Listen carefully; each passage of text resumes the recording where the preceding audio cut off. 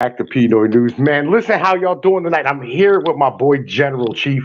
I linked y'all to a stream that I did with him probably like 2 weeks ago at this point, and I think he did a new one here recently, which he did not send me, by the way. Thank you very much for that one.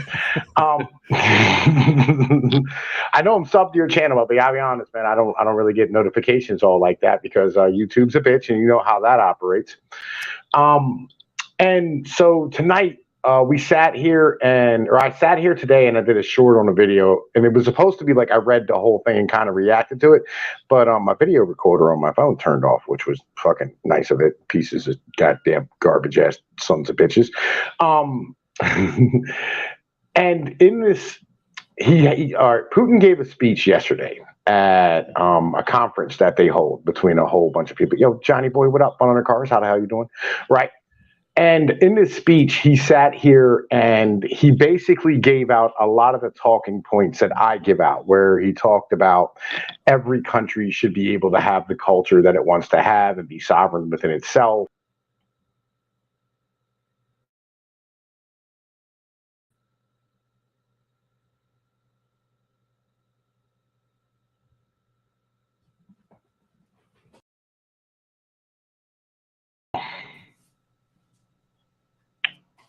Yo, can you hear me? Yo, General. General, can you hear me? Hey, you back? Yeah, I'm back, man. Listen, yo, man, listen. My internet's been terrible up here all day. I don't know what's going on. Every once in a while, it's probably going to kick off. No, I got you. All right. So, what did you hear? Like I said, like what Putin, said about the cultures and stuff. Yeah. Okay. So yeah, he said every culture should like be allowed to live. You know what I mean? Like you should stand here and like worry about cultural diversity around the world the same way that we worry about biodiversity with like animals, right? And yo, what up, motherfucking goddamn artistics here, Willie Cogley, Adam Hart's, nice to see you, right? And that's I spout these type of ideologies all the time, and I'm wondering, is this a Russian talking point, or are we all coming to the same conclusion? Well, I'm getting a bit of an echo on my side. You're getting a bit of an echo, and Yeah. So, hi, good night, everyone. I'm General. Pleased to be here. Yeah, it is a little bit weird, I guess, that there seems to be ideological agreement between, let's say, like the MAGA side of America, and let's say some things that Russia or Putin might be saying. So I'm not exactly sure if that is organic. Like maybe the world is just going in a more libertarian, delocalized sort of direction, or if I don't know, maybe there is some Russian propaganda. I guess we can get into that. I mean, that's kind of the question that I kind of want to ask as a whole, right? Is that so? All right, because when we talk about MGTOW stuff, right? Like we used to be in this MGTOW type of things, right? When we all stood here and took our paths to get to the understanding of like the knowledge of like knowing how women worked and how like the sexual marketplace worked and how like just in general how the world operated instead of like what we were told, a lot of us took different paths to get there, right? Some of us were divorce rates, some of us, like they were they watched their brothers and fathers go through things. Some people had rape cases put on them, right, that were bullshit. Some individuals stood here and caught sexual harassment charges and lost their jobs, right?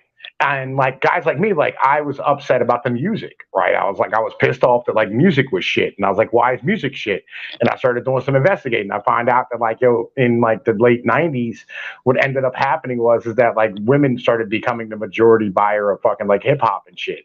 And it turned from being like, Tupac and Nas and Biggie and Jadakiss to, like fucking Ja Rule and fucking the Yin Yang Twins.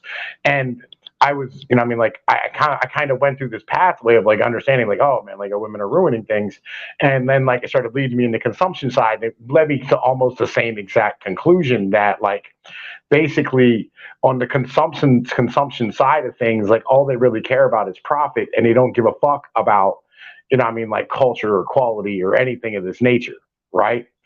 And so like they stand here, and like when you hear Putin stand here and start talking about things, you have to wonder whether it's we as human beings are all kind of coming to the same conclusions about things, or whether it's Russian propaganda.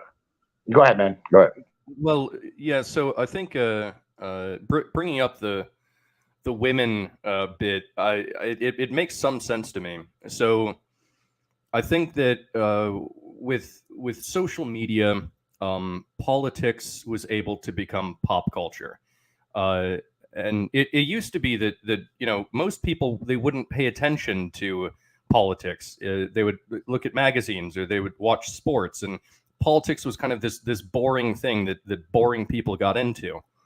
And now it's essentially the same as pop culture. It's been made to be as interesting as celebrity tabloids.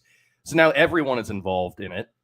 Uh, and I think a lot of women have gotten very much involved in it, where I think normally they wouldn't be. It would just be boring, droll bullshit. And I think that the Democratic Party, the left in general in America, has very much catered towards that demographic. And look, it's a wonderful demographic, but sometimes they don't have the best political ideas. So I think basically what's been manufactured is a political party that sounds and looks good, much like a celebrity photograph would, but is actually devoid of any sort of real content or ability to make sense. That is mostly just appealing to the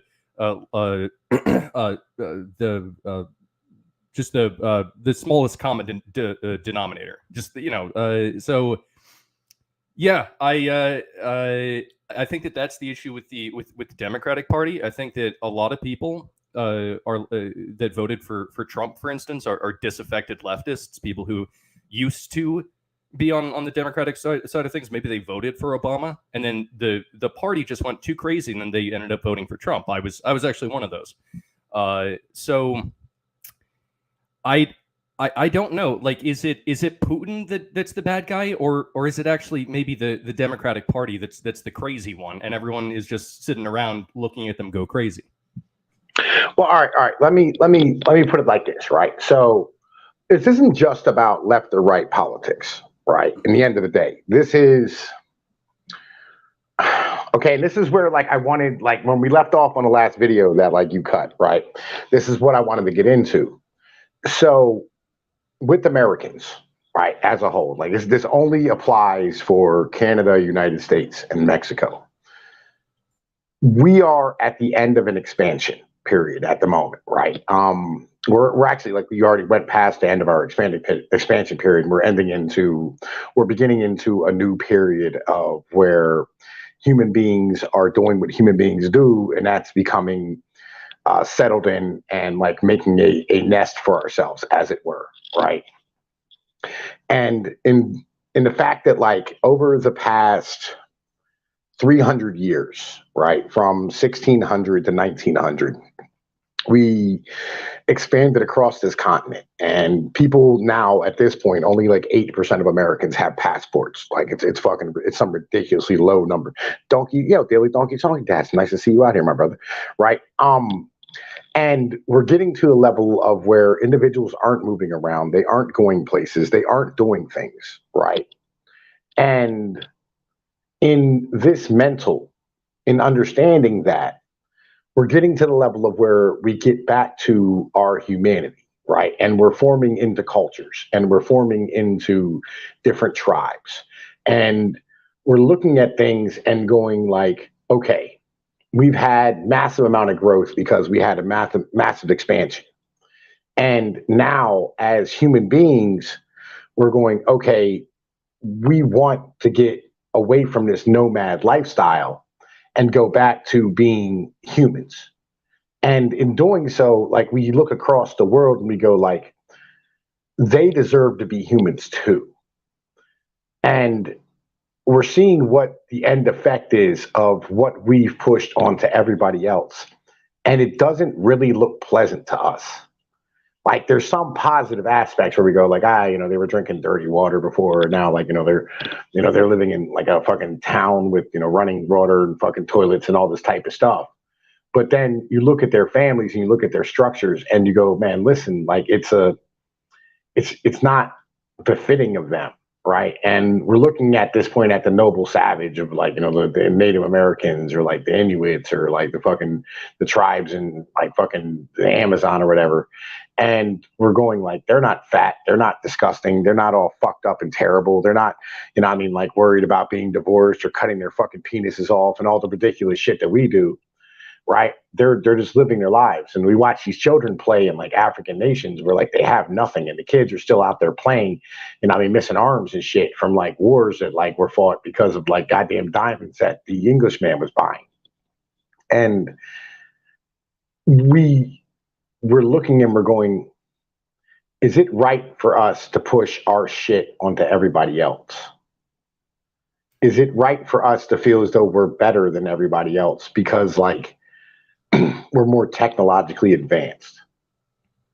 And I think that's something that human beings, like as a whole, like we're all kind of coming to that conclusion. But here, go ahead, man. Yeah,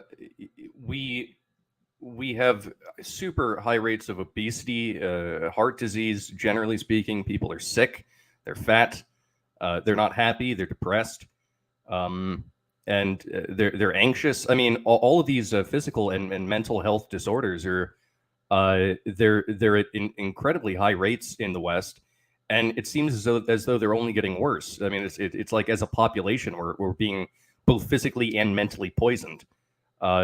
I think part of this, or actually maybe a major reason for this, is that we've abandoned religion, right? Like this isn't like that's an experiment that hasn't really been tried in civilizations before. Just completely get rid of faith. It doesn't matter what faith, but just faith in general, become secular. Start worshiping science, even though science was never meant to be worshipped. I mean, I think that, yeah, you're right. We did something wrong along the way, maybe a number of things wrong. And yeah, maybe it's not the best idea to be exporting whatever it is that we've created to the rest of the world, because I don't know if we're helping that much. All right, so I have this guy who like I send to a lot of people. It's his name's Frank Van Dunn, right? And he writes about the radical libertarianism. Frank Van Dunn is a fucking it's I'm gonna call it an article, but basically it's a letter back and forth between two people, right? And it's a young guy who, like thought he figured some shit out. Then he asked this old guy about some shit, and this old guy kind of goes, "Shut the fuck up, you're retarded," right? And basically, this old guy said this. He said, "Look, in reality, when the Roman Empire fell, right, and like you had like a period of 900 years of just nonsense, right? But people lived every day, day to day. Yo, man, fucking Captain, what up, right? They lived day to day and enjoyed their lives, and they sat there and they farmed and they went to work and they raised their families and like they did all this stuff, but they had guide rails on them, right? Which was the church, and the church wasn't a government. The church was more like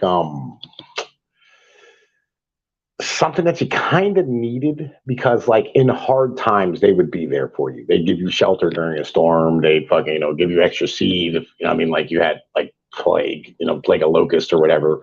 These type of things, and fucking whatever it was, some bad happened, the church would be there to help. And the church was it's the source of community as well. Yeah. Right. So like we sat here and we took away those guide rails, and like we've lived this like very libertarian style. I was talking with a guy last night. Forget which one. I forget who it was, to be perfectly honest with you. When we was over in Discord, I was talking with a dude last night, and I was talking with XV's motherfucking maid, Kaiju, something, I forget his fucking name. But he sat here and we were talking about the original Europeans, right? How like Europe has changed, and Like it's not so much that like we've adjusted who we are as people, it's that Europe has changed, right? Like it's why like Europeans in America, like we're all mixed together, but we still have kind of the same basic culture and mentality and even dress of the people who came over as settlers, right? I mean, it's the slacks, fucking, t-shirt, overalls as farmers, you know what I mean, boots, right? Like that's how fucking, I mean, like the European settlers came over here dressing, and that's how we dress today.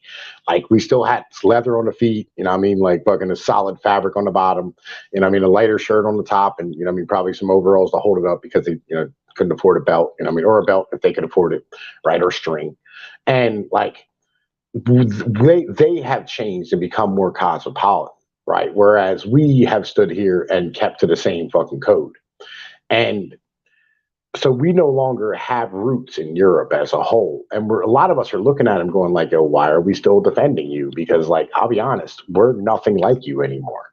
Right. And this is where like, I get this, are we, and this is why I'm looking like, is this Russian propaganda or did we come here? Did we all get to the same conclusion? Well, so I remember that Dennis Prager, he has this theory. I think it's called cut flower theory. I could be getting that a little bit wrong, but it's the idea that if you cut a flower out and you put it in a vase with some water, it'll continue to look and operate like a flower for a little bit, but ultimately it's been cut off from its root structure, and so eventually it will decay and die. It may take a few days, but eventually it decays and dies. And he uses this to relate to how if you remove the religion from a civilization or the faith, it doesn't matter what faith, could be Catholicism, could be Judaism, Buddhism, whatever. But if you remove the faith, that's like the bedrock of the civilization, and the civilization can continue on for like a little while, but eventually it's going to decay and die. Can I disagree with you? I want to push back. I don't think it's the bedrock of the civilization. I don't think it's the bedrock. I think it's the guardrails. That's what you're taking off.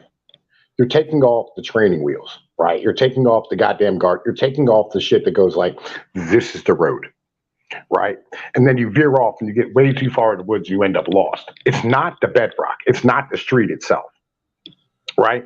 Because like, the street itself is humanity, right? It's our need to breed. It's our need to like be a part of a community. It's our need to like, like fucking, it's our love of one another. I mean, like what fucking the road is. That's the humanity of it. That's the base of all cultures, right? It's what you eat. It's how you live. It's what you drink. How far you have to go to get your fucking water.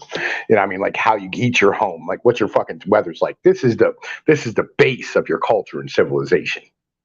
Right? The religion is the guardrails to stop you from fucking turning into like fuck crazy people and shit.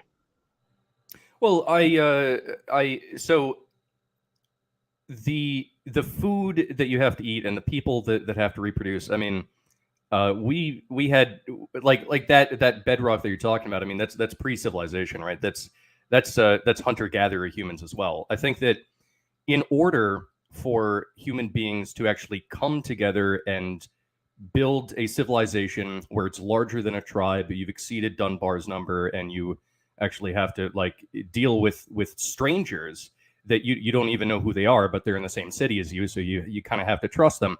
In order for that whole structure to work, you need to have some sort of like shared values. And so, I mean, yeah, it doesn't have to be religion necessarily, but I think that in order for a civilization to function, people have to at least have some sort of agreement on shared values, a shared idea of where you want the direction of the civilization to go, how it is that you want to live your life, the values that like, hey, don't murder. I think that those are kind of the bedrock of civilization. Well, like, all right. Let me put this way. So, what makes a civilization? And like, again, we get back to like go back to the very basis of civilization, right? Like when it's just tribe. Right. Like your hunter gatherer tribe. Right. And like you form the very basic essence of rules and government and these type of things just because like you want to protect yourselves from the other. Right. Or like you want to make sure that like your people stay your people. Right. You want to like fucking make sure, like, when you go out, you have like say you have a group of 20 people, you'll take 8 men and you fucking go out to hunt, and then the other 2 men stay behind, right, to protect the fucking tribe. You know what I mean? To protect the women and the children and your fucking houses and your meat and whatever it is and your berries and all the stuff there, right? And then once you get to the point where like you're farming, you have a shared ballistic, what up, man? Right? You have a shared what's the word I'm looking for here? You have like a shared fucking crop that like you're all eating, right? Because like that's what you're getting together to trade with other people and move around, right? And then like all the other stuff that you add on top of that, right? Like the shared crops and the shared history and the shared like values and the shared like all these type of things, it comes out of your geography and people. This is not part of religion. Like religion fits over top all this. That's why like you have Christians in I mean like Africa who don't worship in any way that you do, right? Or like you have Baptists in the goddamn Appalachians who fucking like handle snakes and shit, right? You're fucking the religion fits over top of the people. The people don't fit to the fucking religion. If it makes any sense. Yeah, no, I completely agree. Like this was the issue that I found with what a lot of Richard Dawkins had to say about religion. He thought that it was like it was a mimetic parasite that wriggled into humans' minds and infected them and causes them harm. But that's not possible, because humans are the genetic replicators, while religion it's a meme. It replicates mimetically, and because the meme is dependent on the gene for replication, the gene must be the dominant replicator, and the meme must be subservient. So what that is to say is that the only way that a religion can actually exist in the long term is if it benefits those who practice it. And yeah, you're right. It has to go on top of humans, and it necessarily has to be beneficial to humans for it to continue to exist. So religion is subservient to human replication, and religions that harm the people who practice it tend to die out. We refer to those as cults, and that's really, at least in my belief, fundamentally the difference between a religion and a cult, whether it benefits your reproduction or whether it hurts it. I think that we might be getting a little bit into the weeds away from the this is what we do on my channel, bro. We get into the weeds. I love the weeds. Right. The weeds is my favorite place to be, son. Do you understand? I love the weeds. It is an amazing place to be. Bro, we will get completely lost, and I am down, dude. Legit. We'll sit here for 4 hours and completely miss the whole conversation, but it'd be beautiful anyway, right? All right. So, okay. All right. So like when we talk about like these type of things with like religion, because this is like a big part of this too, right? In the end of the day, it's, liberalism is a religion, right? But we get down to, and fucking goddamn it, he literally like Putin fucking just literally said exactly what I said. He said fucking it is the mercantile class's religion, right? The mercantile people want to be able to sell more goods, and they want more people to fit into their box to sell more goods to. Right. He just said that. He said, this is about the sale of goods. Right. Benton, what up, man? Right. And so in it being that as a whole, right, that's not Marxist in the end of the day. It's not Marxism. It's not. It's looking at it and going, well, you're trying, like, it's the recognition of propaganda. And they like Jordan. This is why, like, I have such a problem with Jordan Peterson, my boy Mountain. You know what I mean? Like, I talked to him about this shit the other day. We were talking about fucking Jordan Peterson. I said, Jordan Peterson doesn't understand. It's not Marxism. Like, because, like, when you're recognizing propaganda, right? And you recognize that, like, when you start, like, looking and you go, holy shit, everything that we are is nothing but propaganda. And it has nothing to do with, like, the natural state of us. And it doesn't fit into the natural state of us, and it's making us worse. Should we have a conversation about it? Right? Because, like, in the end of the day, we're standing here as human beings, and we have to live as human beings. We have to live as family members, as brothers, as sisters, as uncles, as aunts, whatever, right? We have to live as people in this motherfucker.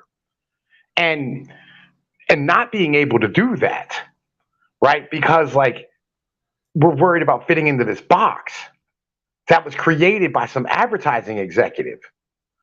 It just fuck, man. You know what I mean? Like should we have that conversation? Or is that Russian propaganda? What is that? You know what I mean?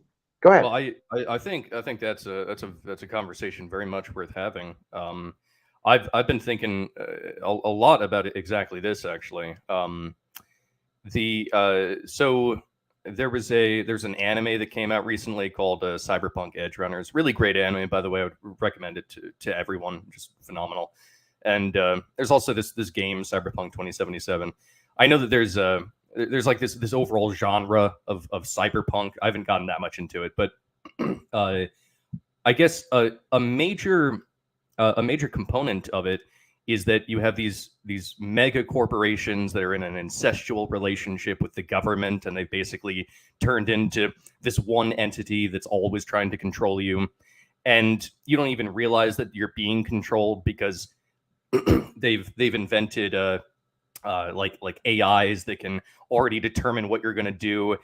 They've perfected the art of manipulation and advertising.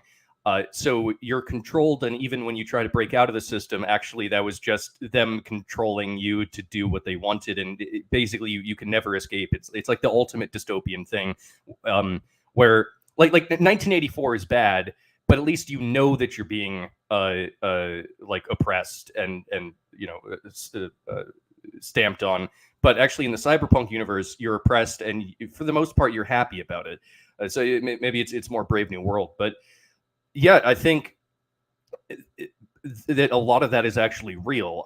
At this point, with all of these algorithms and Google knowing when it is that you take a shit, and Facebook knowing that you're pregnant before like you even know that you're pregnant, they have so much knowledge about us, and they're so able to manipulate us into doing things that are not good for us. But yeah, I mean, it's looking at that system that I believe that we live under, with all of the propaganda, all the manipulation, economical, political, moral, trying to get people to be okay with not having kids because, oh no, climate change, or if you do have kids, remember to spay and neuter them, to parent responsibly. Like there's so much sickness in this, and people are just willfully and joyfully just diving into it, not realizing perhaps that they're being manipulated. I don't know. Maybe some people are opening up their eyes. Maybe this is something that the West has tried to instill on its own population, is trying to spread to the rest of the world, this central unit of control. And maybe there are people in America that have woken up and they're like, hey, I'm against whatever that massive machine is. And maybe the people in Russia are also like, hey, I'm also against that machine. I mean, honestly, looking at that machine, it's terrifying. I'd say fuck that machine. Yeah, see, that's kind of where I'm at, right? In the end of the day, is I'm standing here and I look at this machine and I see what this machine did to me and my community and the people I know and everybody around me, and I go like, this is fucking terrible, right? And like we look back in the 1950s and like 40s with nostalgia and shit. We go like, oh man, like oh, that was the perfect time and all these type of things. And there's a lot of truth to it, but like I don't want to completely return to that level, but it's better than now. And I think we're all getting to a point where we're standing here going like this isn't really working. Number one, and number two, like, do I want to trade my humanity? Right? Because that's ultimately what this is. That's what they're asking us to do. They're like, hey, look, if you go to college and you get educated and you join our fucking club, right? You can have all the stuff you want, right? And you can live your life and be a grill American and be happy. And but you have to forget about everything the fuck else that makes you a person and all the things that like you are. And I'm not comfortable with a trade-off like that, just as a human being, right? So do you like? So all right, it kind of makes sense to me that that machine it would want that because there are aspects of human personality that aren't profitable, right? And what you want to do is you want to have good little workers that reliably make you profit. So to get rid of those unprofitable parts of humans, I mean that might make sense. Like if you look at uh, I guess this would be second wave feminism, where it was this huge push to get the woman out of the home and into the workplace. Well, okay, great. That worked out really well for businesses because you effectively maintained demand, but doubled the labor force. So now they can just make things more cheaply and reduce wages. Fucking brilliant. I don't think that made anyone happier fundamentally, but I mean, I guess we did it. Hooray! Uh, I mean, so I guess I would ask you: do you think that this is just an example of I don't know if I would call it like pure capitalism, but it's like this hyper capitalism, but with like government mega corporation kind of control behind it. Like, is that what we're seeing? I'm like, all right. So, and like, I think this is evolution, right? I mean, like, I know it's Darwin's motherfucking universal acid that eats through everything or whatever the case is, but I think it is an evolution, right? Like, I think this evolved to be, right? And yes, I do think this is unfettered capitalism that benefited. How do I put? All right, so this is where like my mentalities of libertarianism actually start to like really show their face, right, in this conversation here, because my solution, or like how I see the food web of like how our civilization works, right, is basically the government grows alongside of the people, right, and of the production and of the like, I mean, fucking like it can only grow so much because you have shit, and fucking goddamn it, that the fucking number that like they can only collect so much fucking taxes, right? And I mean, fuck, I forget the name of it, but like I'll remember it later. Somebody in the fucking chat will put it in because I've fucking used this graph a thousand times. It's like the equilibrium. No, no, no, no, no, no. All right, so like no matter how high they raise the tax rate, they can only get 18%. Right. Right. I know what you're talking about. Yeah. Anyway, right. So like, yeah, you have that there, right? But like, so basically the principle is like no matter what happens, they're always going to get 18%. So like they will always grow as the people grow. But the problem comes in like places where like the industry left, the government still stayed, right? And so you have the same government, that leech, that giant fucking parasite of a leech that's still there, right? And like the industry's all gone, all the production's gone. So it's just the leech now, right? And that leech is feeding off of everything that's there. It's just sucking every ounce of fucking productive blood out of these places. It's why most of them have never recovered. Pittsburgh, I think, is the only one as far as like I can ever really even see.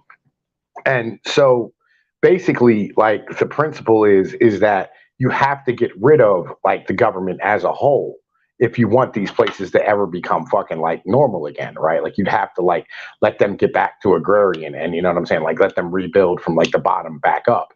You know what I mean? And like let them leave the liberal order. But the problem is like, they go, oh man, we can't have like two different goddamn or three different or 12 different fucking countries inside of this country. You know, I mean, you can't have that many different nations where people are literally living as like motherfucking, like fucking serfs or whatever. You know what I mean? Like you can't have that today. And they're upset. Like they would never even think of this because that would mean like the government would have to shrink, and the government doesn't know how to shrink. And so the premise is that like the government grows alongside production, right? So like the government, it actually ends up starting to, it tries to like, like fucking like use production and use, like these methods that we saw with the feminism and like the integration and all the fucking shit that we did and the dropping of wages and the exporting of jobs. They start to actually like garden that way, right? Where like that's how they start planting their seeds, and they go like, this is what we want to do, and this is what's positive for us, and so it's going to be positive for everybody, and they push that on everybody. because they go, well, if you want to grow your government, and other governments do the same thing, they just copy our shit because they're like, oh, well, that's going to make us more fucking profitable. It's going to make our government grow. It's going to make our fucking society grow. It's going to make us much richer. And so they seen a method to be able to grow things, but like nobody wants to talk about the societal destruction that brought in the end of the day. Like China did this, and like now China is having like zero point 0.8 kids per woman. You know what I mean? With like them begging females to have children. So like there's a conversation to be had, right, about all of this stuff and saying like, you know, this mercantile ideology of us standing here saying like, you know, business is all that matters. The GDP number go up is all that fucking matters. And I mean, growing the tax base is all that fucking matters. And I mean, getting people more educated is all that matters because this all feeds into more money being made. That's the conversation. And I mean, that I think we need to have. And that's like what Putin was mentioning. And I'm going like, is it propaganda or is this like a real fucking thing? Well, you know, I think that it was the world economic order that we find ourselves in. It seems like it was constructed in such a way as to make sure that America got the service sector industry, and then elsewhere in the world, you know, maybe they can dig up the raw materials for manufacturing goods in Africa, and then they can be shipped over to China, and then they can do the manufacturing, and then they can be shipped over to America, and we'll handle all the service sector stuff. We'll do the banking, we'll do the research and development for making new products. We'll do marketing and figure out how to get people to buy things. It seems like that was kind of the the structure that they intended to make, maybe. And to be fair, service like the service industry, probably it's the most lucrative. It requires the highest educated populace, and it makes you a very dominant first world nation. So like it kind of makes sense just from a pure like strategic perspective why they would set it up in this way. The issue though is that in order for that whole structure to maintain itself, the world has to be able to trade with itself. Our economy will become completely dependent on, say, China's economy, or in the entirety of Europe's economy, or South America's economy, or Japan's economy. And if any piece of that global system starts to not work, then now America's economy is actually it's going to hurt. It's going to hurt a lot because of the amount of dependency that was built into that structure. And now that Russia and China are starting to get a little bit upset, oh, look at that. We noticed that all of our semiconductors are built in Taiwan, which honestly doesn't seem like the best strategic location for us to be manufacturing like one of the most important things to our economy, period. And we're noticing, oh shit, we don't actually make anything in America all of a sudden. Oh, we might actually be poised to lose a lot of our wealth. Yeah. And so as a result, like America has to be the global hegemon. It has to be the world police, but it's not working. It appears to be breaking. And I hope that the fall of this empire isn't I hope it doesn't fall too hard, because it seems to me as though it is falling, and it will fall. I mean, all right. So like I don't think it's going to be a fall. Right. And I'll be honest with you. I like my idea, right, of like what I want to do as a whole, right? I think my idea is probably the best way to be able to fucking do shit. Like, and my idea is really simply put, you know, like fucking like splitting this motherfucker up into like goddamn actual fucking like states of their own, that are big enough to sustain themselves and have a shared geography and a shared culture and a shared value. Right. Because I think that's the best way to do it, to allow individuals to be able to live on their own and live the way that they want to live. Now, a lot of people aren't with this because like a lot of people are bug men and they just want to go watch Star Wars and shit. You know what I mean? Or go watch fucking anime or go jerk their fucking dicks to goddamn internet porn. And most individuals never touch grass. Like I was having a conversation earlier with some guys, right, in that fucking Discord, and like I got my ass kicked. I'll be honest with you because like they were over here like trying to like big brain philosophy, what I mean, nonsense because I said we should probably ban, I mean, like fucking Doritos and Cheetos and chicken nuggets and shit, because like it's not positive for our fucking society, and nobody's fucking gonna stand here as an individual and eat the way they want to eat, right? And everybody's like, but you're taking away people's freedom, you're taking away their ability to stand here and, what I mean, like fucking da da da da da. And I was like, I don't fucking care, right? Like, I don't give a fuck. You know what I mean? Like, it's not what it's about. You know what I mean? It's about like fucking like having individuals be healthy and have people be decent fucking human beings. Right. I would push back on that a little bit. I think that fast food and really unhealthy food, it used to be a lot more popular in the American diet. You'll notice that people naturally, especially if they have the disposable income to do this, people started buying organic, fucking free trade, whatever the hell it is, non-GMO certified.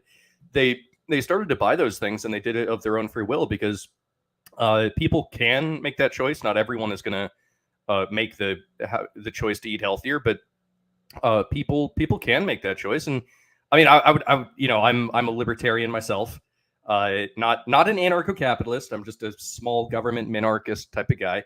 But yeah, I think people should be allowed to make that choice, and I think that oftentimes they will make that choice. There's been a huge resurgence in like the popularity of keto or Paleolithic diets, and I mean, those actually seem like they're fairly healthy. So I think people can make that choice. But go ahead, I interrupted you. Yeah, no, you're fine, right? But like, all right, so here's my problem. Like, it doesn't matter, right, that all these individuals are making these choices because parents are feeding their kids dog shit just all day long, right? Like, what I mean, like, and you're walking around with all these fucking fat fucking kids and just goddamn all of America, right?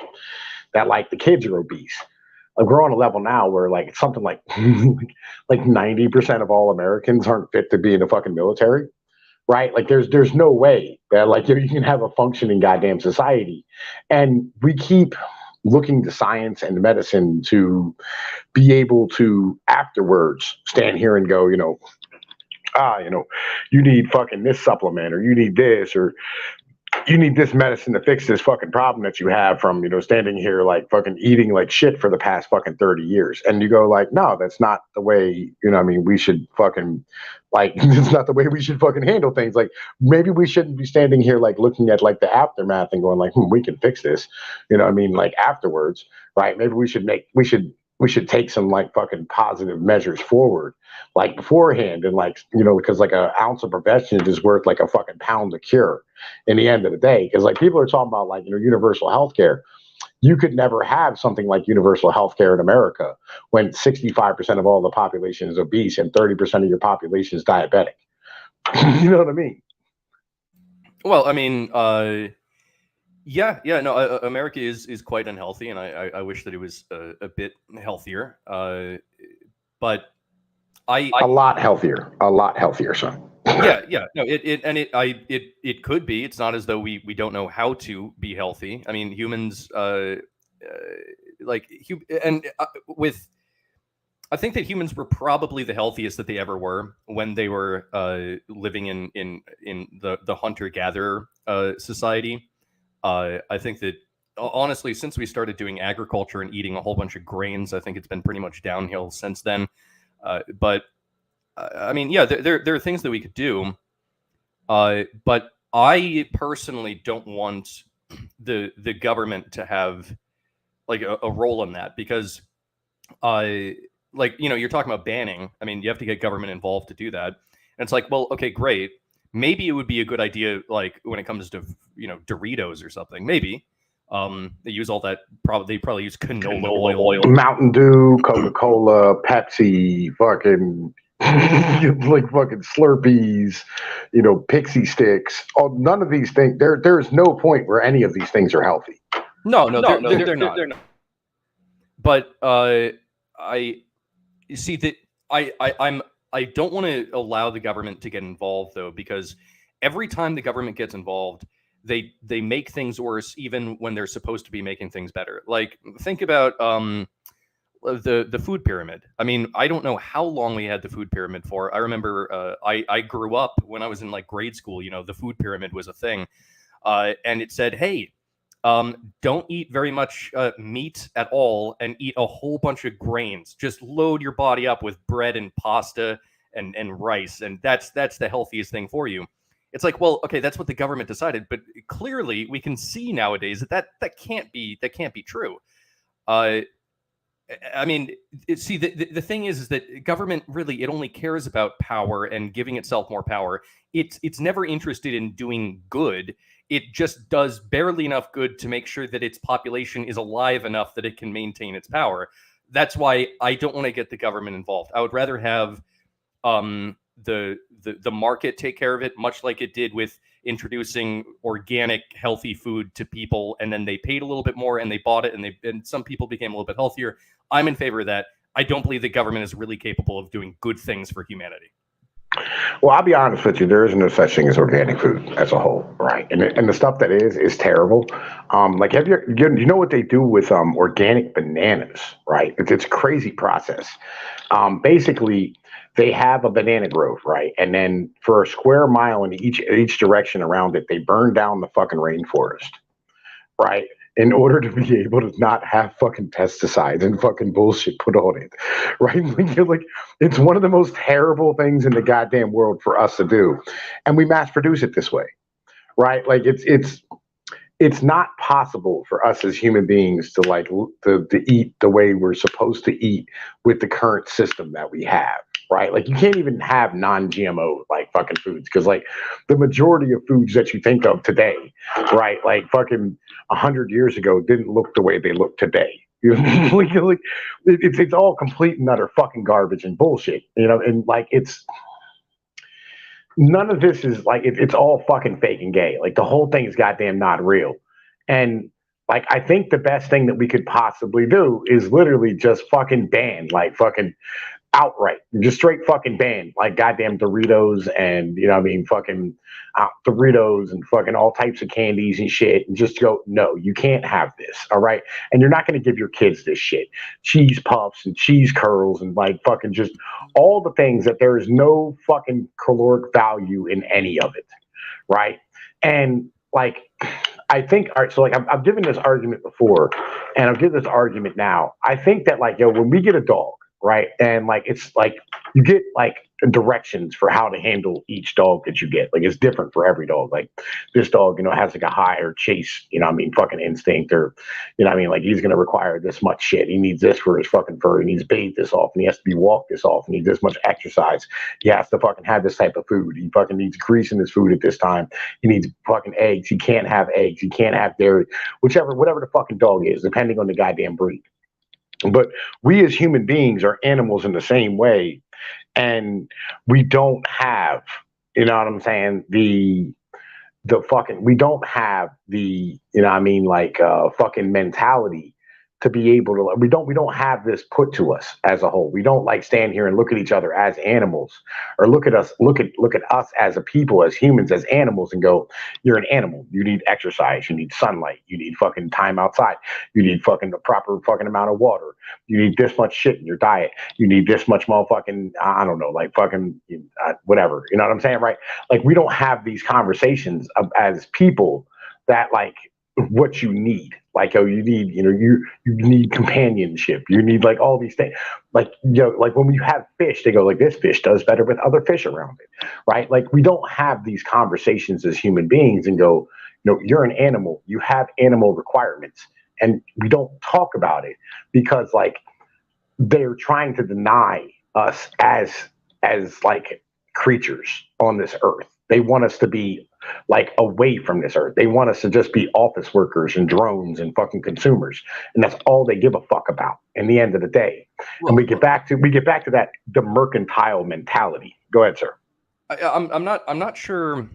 I'm not sure that we actually want to treat people in the way that you're talking about, because that's how we treat pets and animals that we're farming. and also animals that we keep in zoos. But we're animals. No, we are animals. I agree. But what I'm saying is that that's how we treat pets. We don't look at a wild tiger that's like, just out in the jungles of Asia and go, huh, man, I hope that they're getting the right protein intake with the correct amount of theanine or whatever in their diet. Well, no. But when it's in a zoo, right, you stand here and you go like, we're going to try and make this fucking environment as much like the goddamn outside that it fucking evolved to fucking handle and evolved to be in as possible. Right, that's the thing. It's you have human beings who are supposed to be outdoors. Right, first off, we're not supposed to live inside. Right, but like we're supposed to be outdoors and we're supposed to be moving around, hunting things and fucking surviving and like picking berries and doing all the things that we do. Right, as humans, and we don't fucking stand here and try to manufacture ourselves into an environment that's most like what we're evolved to be. Yeah, but what I'm saying. What I'm saying is that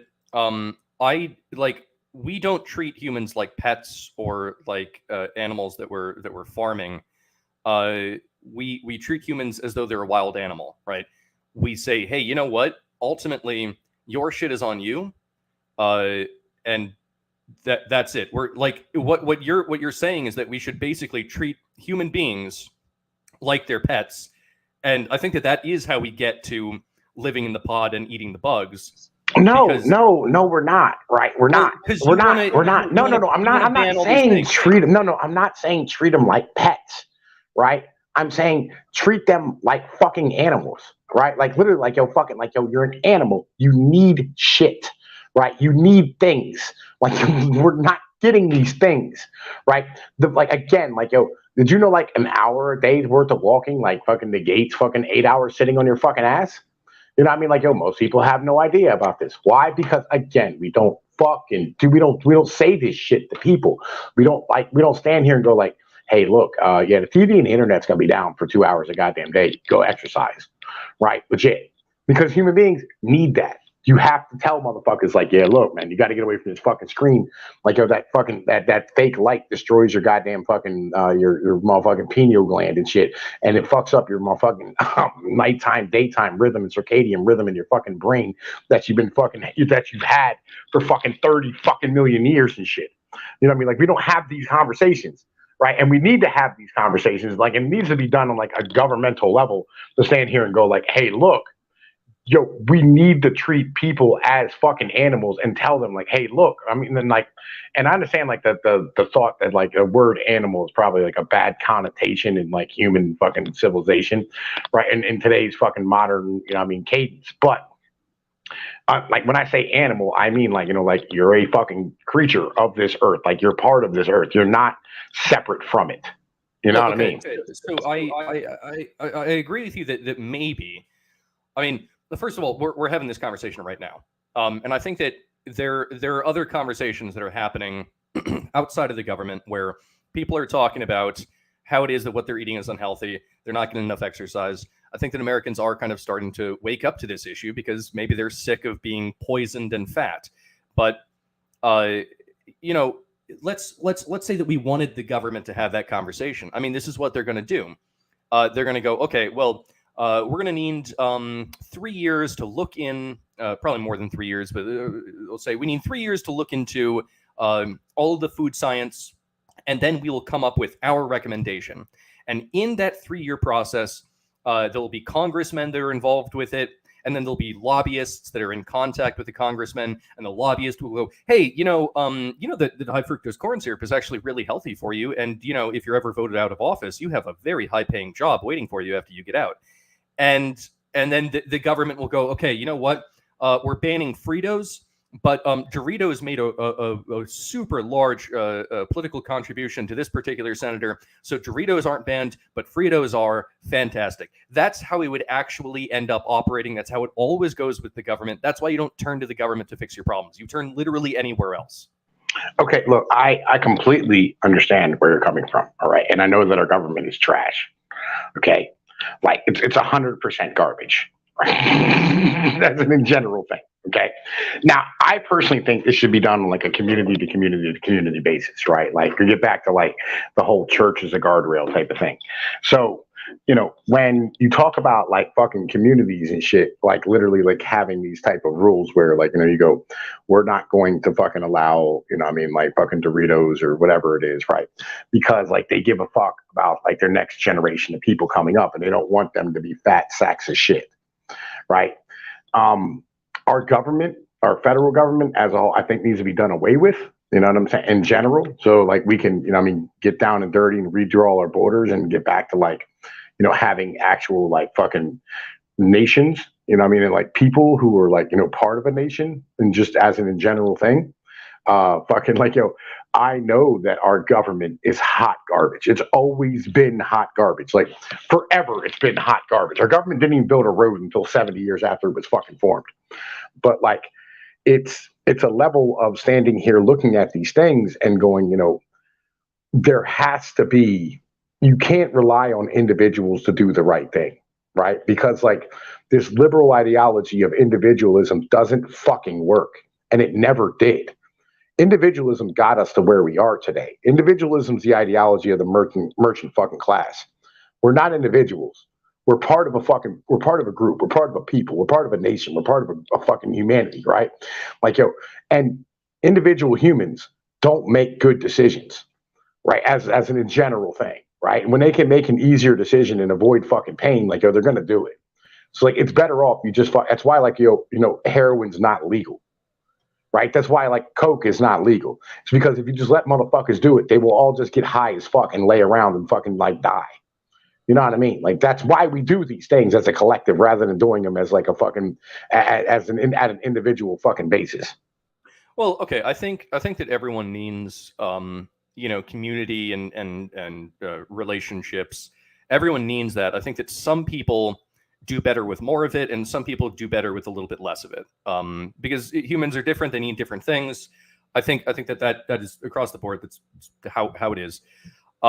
Now, I don't know if I'm in favor of just the outright balkanization of the United States. What I think that what I would be more interested in is you have the federal government be like 10% of its current size, like just cut 90% of it off, make it way smaller, and give all that extra power that's left over in that vacuum. You hand it to the states.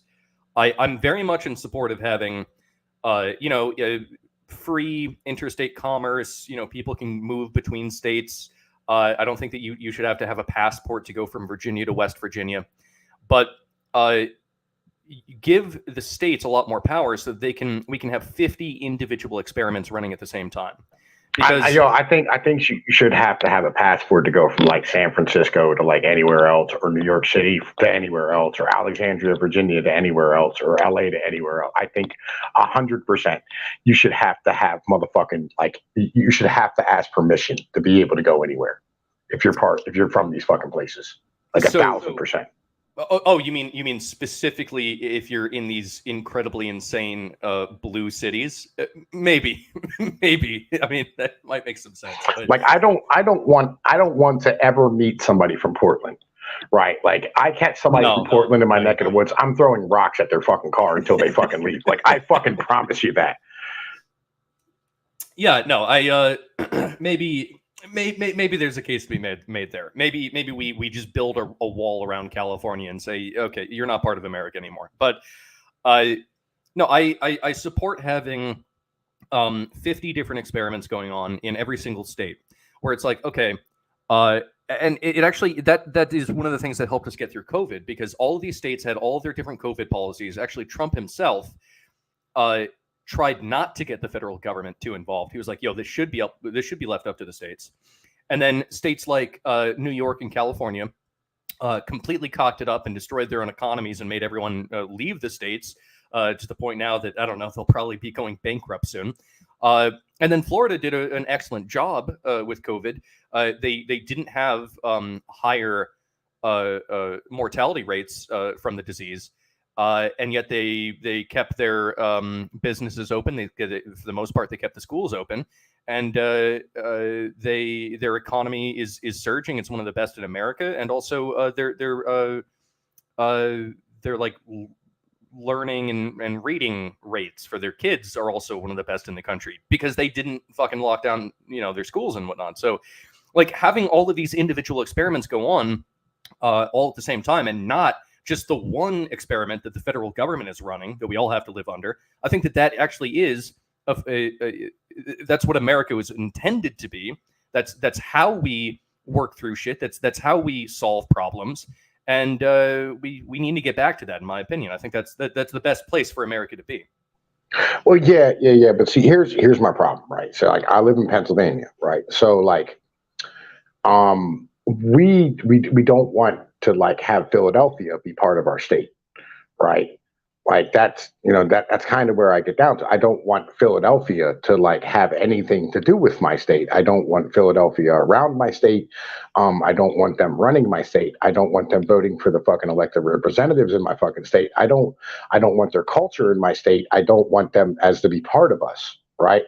And like so we have these this is why like I say the balkanization is the fucking answer, because like you can't keep having, all these states with these giant ass metropolises where, they're basically dragging their balls over top of everybody else that lives there. It's the fucking tyranny of the goddamn majority. And I think that's also a giant fucking problem that needs to like we need to have a conversation about. And this is why I say, like, I think the entire I-95 corridor from fucking Boston down to like, I don't know, fucking shit. Like, you're down to the Virginia state fucking border on the south needs to be one goddamn area, right? And like take like fucking 40 miles on each side of that motherfucker, and like that's it's its own country from now on. You know what I mean? Because like let's be real, no one agrees with anything, that comes out of that fucking area in the rest of the fucking country around it. Like everybody feels like they're fucking tyrants just ruling over us, and we fucking all hate it to fucking death. I mean, yeah. I mean that is true. I think it's very difficult in Pennsylvania, say for Philadelphia, to actually cohabitate in the same state with the rest of Pennsylvania, which is very not like Philadelphia. I think it's the same. I've never been to upstate New York, but I hear it's the same thing. It's like you have New York City, and then you have the rest of New York State, and they don't really agree on a lot. So I don't know. Maybe we could do states and then city states and have them govern separately. Maybe something like that could work. Well, this is what I'm saying, right? So like like when everybody goes like I don't agree with balkanization, we all agree with balkanization. All of us do, right? But like you don't want to have that conversation because it sounds bad, right? But like we need to be able to split off from these people and redraw the borders. Like fuck the 50 states. Right? Like, we can literally like fucking draw these borders up better than the goddamn states are right now. You know what I mean? Like, we can do better, like 100%, and like, we don't like the cultures of the people in between, where these fucking metropolitan areas are fucking vastly fucking different. You know what I mean? And let's keep this 100% honest.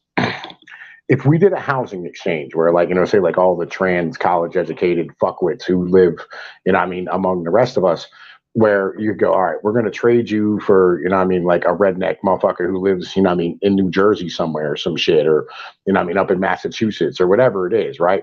And like, you could bring them into like fucking, Appalachia or fucking, I don't know, the Midwest or, the Hortlands or fucking the South or whatever it is. Right. And just do an exchange of fucking houses and go, you can live here among your own people and you can go live among them motherfuckers over there.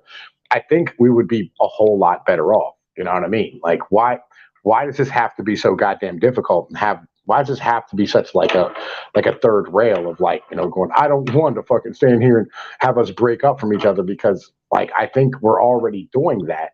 And like, it's, like the tyranny of the majority in, like the outskirts where, like fucking, we don't like the trans people here.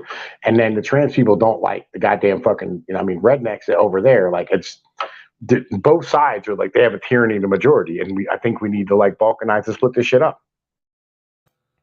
I mean, I think that's a little bit like I agree with you in principle. I don't know if, from a geopolitical perspective, outright balkanization is a great idea for America. I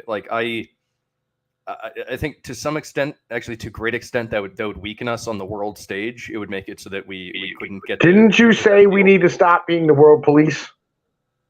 Yeah. But that doesn't mean that we should make ourselves dramatically weaker on the world stage. Like, we should stop, invading countries 100%. But that doesn't mean that I'm in favor of America becoming like a backwoods nation with no like geopolitical standing. Like, I think there has to be some sort of balance between those two. I mean, how will we be a backwoods nation? Like, and first off, we're not a nation. We're like 12 different nations. But like, how will we become a backwoods place? You know what I'm saying? With no geopolitical stand. And let's be honest here. Who gives a fuck what the rest of the world thinks of us? Like, why would we care? Like, do you have a strong opinion one way or another about Slovenia? You know what I mean? Or Azerbaijan? like why do we have to have, like, you know what I mean, some giant geopolitical fucking standing? Why does that matter? Well, I mean, it's important for I think a number of reasons. Like, I'm not in favor of this global economic structure that we've created, but that doesn't mean that I'm against, say, global commerce altogether. I think that, like, we do still need it. Like, we do still need to trade with other nations, and by being one united front, we can get better trade deals and more lucrative trade deals. I mean, there are economic benefits to the people, to the citizens of this nation, to be one united front when it comes to dealing with the world stage. I mean, I don't think that anyone would try to invade us, even if we did balkanize, because we have two giant moats called the Atlantic and the Pacific Ocean, and also about as many guns as we have people. So I don't think anyone would try to invade us. I think we're safe there. I'm just saying that there are major benefits to not balkanizing. I'm in favor of just smaller federal government, much stronger state governments. Well, like, again, and see, here's the problem, right? Legit. We're not going to stand here and get rid of the federal government will never shrink on its own, right? Legitimately, unless, like, you kill the whole thing and rip its fucking roots out and then burn the fucking soil and then nuke it and then burn the soil again and then take a deuce on it, right? And then bulldoze it into the fucking Atlantic. It'll never goddamn fucking go away. Like, legit.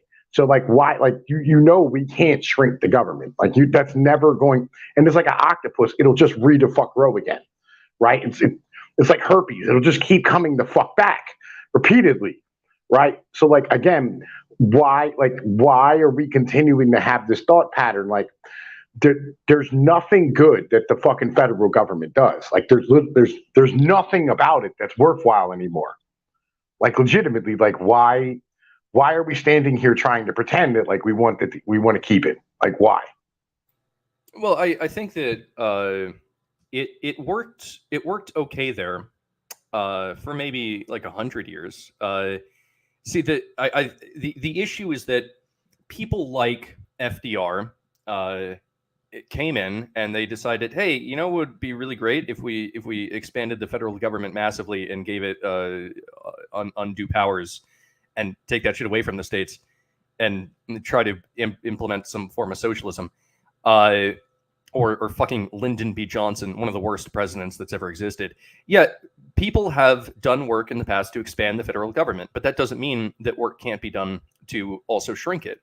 I'm in favor of a constitutional convention. Have a convention of states, and let's actually try to make sure that these amendments are being properly enforced. Like with the Second Amendment, I mean, that may as well not exist because all of these states completely ignore it, even though that is something that it specifically says you have the right to bear arms. It doesn't say you have the right to bear shotguns, but you're not allowed to bear automatic weapons with high capacity magazines. It doesn't say that in the Second Amendment, and yet states are treating it as though it does. I think that we need to get back to what the Constitution actually lays out in terms of the structure of our government, in terms of what laws are allowed and not allowed to be passed, and what is under the purview of the federal versus the state governments. Well, first off, let me say what up to the cut, and I got to shout out Mr. Unknown, and I mean, I just because I want to shout him out. He always wants me to shout him out. I'm gonna shout him out. But like, yeah. So, actually, can I? Hey, fuck you, Mr. Unknown. Yo, I love you, bro. Like, yo, legit, I love you, man. Yo, fucking. Did you hear about that thing? Yo, I agree. Anyway, right. So I don't have a problem with California banning guns. Like, if that's what they want to do, it's their fucking business. Right. It's not my part of the country and I don't care. Right. And that's where I get down to is like, so I don't want me and you, all right, as a whole, we don't want to rule over anybody the fuck else. We don't want to like make our values their values. Right. We'd like them to have our values, but we're not going to do it by force. Right. And so with this being said, you have to understand that unless you want power and you're ready to have power and be ready to rule, you're never going to rule, right? Your shit is like, you're not going to be the ones, we're not going to ever be the ones who are the fucking power. And like, we're never going to shrink government because we don't want government, right? You have to first want control of the government in order to fucking shrink it. And this is kind of where the problem comes down to. So with that being said, we need, like, if you want to have your own space, which is what we want to be able to live the way we want to live with the whole constitutional fucking republic or whatever it is, you know, with our right to bear arms and our right to, you know, fucking freedom of speech and freedom of religion, the freedom of the press and, you know, the right to, you know, I mean, not have search and seizure without fucking proper due process and, you know, I mean, all these things, right? The right to privacy, you know, I mean, no slaves, right? We want to be able to have all these things, which I'm fucking great with. But like, in order to have all these things, you can't live in a country with people who want to ban free speech and have no problem wielding their power to ban free speech and want to ban guns and have no problem wielding power to ban guns. Like, you can't have both of us on opposite ends of the fucking spectrum and having them be the majority of voters. You can't have that. That doesn't fucking operate that way. It doesn't work. And your best bet is literally to start your own shit and go like, you know what, man? Yo, fuck this. I'm gonna start my own thing with blackjack and hookers. You know what? Yo, fuck the goddamn thing, right? But like, you have to be willing to stand here and fucking go, I want my own shit and I want to rule over myself and I want to have my own values. Because like, yo, if you don't at least have that much, you understand that you're gonna get rolled over long term by these people who have no problem wielding power to fuck you over and take away your rights. I mean, there's some truth to that, but I think that there is a willingness to use power where it seems as though it's just, basically in the form of self-defense. It's like, okay, if we get, I don't know, if we get Donald Trump in and he starts pulling down a lot of these regulations. You know, he tries to get rid of a lot of the bullshit bloat in America. I think that in like his last couple months of being president, he signed this bill that made it so that a whole bunch of the quote unquote public servants are listed as Schedule F employees. Which makes it so that like some guy at the FBI is actually considered a political appointee and could be fired. Like, I think honestly, we get Trump in there, and I think at this point he's pissed, and I think he very probably will go in and just completely gut the FBI, CIA, NSA. And he's someone who can actually work to make the government smaller. And yeah, I mean, in order to do that, he's going to have to wield some power. He's going to have to yield some executive power. But that's using power in the interest of just of getting rid of things that should not have been in the government to begin with. And I'm 100% on board with wielding that sort of power. It's defensive. It's not aggressive. It's not about trying to rule over citizens. It's literally about using power to make the government smaller and fucking bring it in and put a leash on it. And I think they can do that. Yeah, they're not going to do that, right? And he's not going to do that, right? They're not going to let him do that because like all these things are literally under the congressional purview, right? Because like as soon as he does that, the Congress will put it right the fuck back. Or, you know what I'm saying? They'll sue in the fucking Supreme Court and go like, "Oh, you didn't have the right to be able to do this," and then like, "Yo, I lost my job," and all this type of shit. And it'll be all types of fucked up and retarded, right? Again, like literally, like yo, these people are fucking terrified of us, right? Literally, like yo, I've heard from people unironically saying that like yo, he like they thought Donald Trump was going to come to power, and they still think he's going to come to power and round up all the fucking trans and gay people, you know what I mean, and give them fucking helicopter rides, right? Like yo, they think this shit, right? They do. They think that this is going to happen.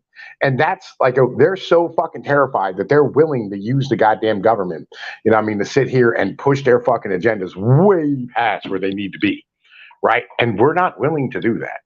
We're just not. And anything that we do will always be a defensive motherfucking measure that, you know what I mean, just tries to like fucking get rid of government. They're just going to put it back the moment they get power back and fuck it all up again, right? So like, what I'm saying is that what we need to do is not be part of their government anymore. Like that's what needs to happen. We need to no longer be part of their government. And if we continue to think that we can just share this, we're fucking retarded. Well, I think, look, as difficult as it is to put a leash on the government and bring it back a bit, and I agree with you, that is difficult.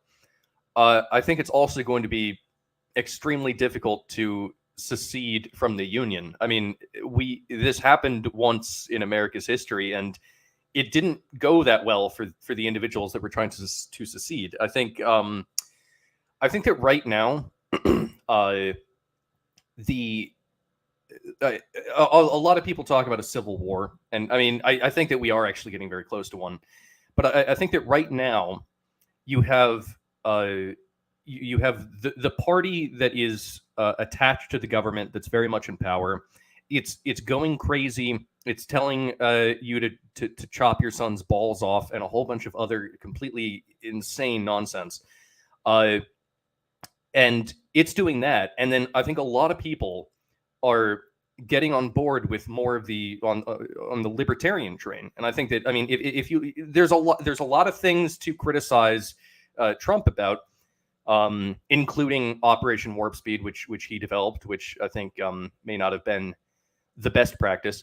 But I think overall, he was more of a libertarian leading candidate. I think that there is a lot of energy for more libertarian style policies coming from the GOP. And I'm not saying that it's all going to be perfect, but I think that actually right now is a really excellent opportunity for people to elect the more libertarian, even MAGA, style politicians, get them into government, and put a fucking leash on this thing. I think that we can do that. I think that that's part of the process that was outlined by the founding fathers. And hey, maybe call a convention of states. I think I would be in support of that personally.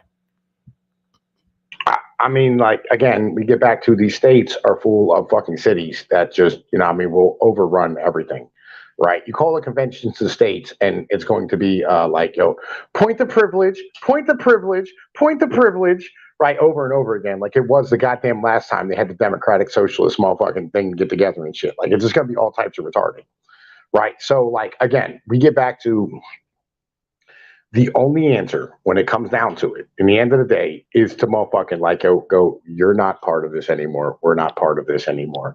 Like, we need to have a conversation and fucking just go, we're going to go our separate ways, right? Because this is not going to work. You know what I'm saying? Okay, yeah. So you're what you're saying is fuck you, Civil War. I want to secede, and what I'm saying is maybe we just try to do heavy reforms, but not go all the way to seceding. I think that we agree with a lot of the outcomes that we want, but maybe not on exactly precisely how to get there. But you know what? That's all right. That's totally cool. So to kind of change topics here a little bit, if I could, what is it exactly that Putin said? Because I didn't get a chance to watch the speech that he made. All right. So Putin basically came on and he said that like fucking the U.S. geopolitical structure across the world, spreading its neoliberalism ideologies, right, has forced cultures and peoples to stand here and be basically subservient to the mercantile classes in their fucking countries, right? And he said that like every country should be able to have its what's the word I'm looking for here? Fucking, it should have its sovereignty, right? And be able to pass laws and live the way they want to live without fucking worrying about whether the United States is going to cut them off from the fucking dollar, right? And cut them off from their ability to stand here and negotiate for, you know, what I mean, like fucking goods on the world stage, right? And he said, he basically, you know, what I mean, sat here and said that like there's no reason why it is that like oh fucking the U.S. and the West as a whole, which is, you know, he said, like, and that's the one that like really fucked me up. He said, oh, fuck, it's one of the ones that fucked me up. He said,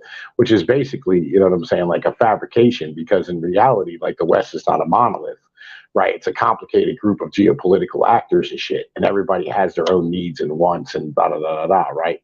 So he sat here and said that, you know, I mean, like the US is basically dragging its balls across the rest of the world and like just forcing everybody to be on the same side or else they'll fucking sanction you and fuck you up, you know, I mean, and destroy your economy and harm your people and cause, like, if they don't fucking actually commit a fucking full coup, you know, I mean, they'll plan a fucking coup against you, you know, I mean, and sanction you until your people overthrow you anyway.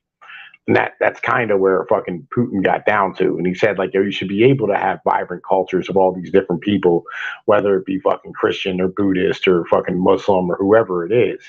You know what I mean? And there's no reason, like, you know, he said, say what you want about Soleimani. Like, yo, fucking the US government literally assassinated a political figure from one country in a third country, right? And then claimed fucking response for it and said, you know, fuck you.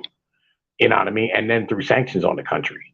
Like, and that's just in if Russia did that, like, and said, like, yeah, we killed this motherfucker, right? Or Saudi Arabia, you know, like when that fucking whatever that guy was, that reporter who got chopped up and thrown in the bag, right? You know, and he sat in that fucking hotel up in some place, I forget where the hell it was. And, you know, I mean, like they sat there and they said, yeah, we did that. Fuck you. Of course we did. You know, I mean, eat a dick, right? Or if, you know, I mean, like fucking if Germany sat there and just executed some, you know, I mean, British motherfucking guy in France, right? Because they felt some sort of kind of way about his political stances. You know, like you'd look at Germany like, wow, fucking like, you know, you have to sanction them people. But like the US is just able to do this whenever the fuck it wants to and not have any problem with it, as well as like the explosions on the Nord Stream pipelines and the gas pipelines between Europe and Russia. You know, I mean, causing the geopolitical fucking instability that, you know, like they claim that they're trying to fucking stop. These are the things that like Putin said. You know what I mean? Yeah, I think the I think that maybe some like there is some Russian propaganda that makes its way into America. Um, I remember one video. I think if you it's on YouTube. I think you just look up like a Russian propaganda airplane funny, and I think that should bring it up. But it's like this Russian family is taking a plane to America to start new lives in America, and they're on the plane, and like two passengers get on, and it's two women, and they go, no, this is my husband, and then at another point they're the husband, he's in line for the bathroom on the airplane, and then this black guy gets in line and he cuts in front, and the guy goes, oh, what the hell, why are you cutting in front? And then everyone goes, no, he's a black guy, we always let him cut in front. And it's just it's a little piece of propaganda about American culture, but it rung very true to me while I was watching it.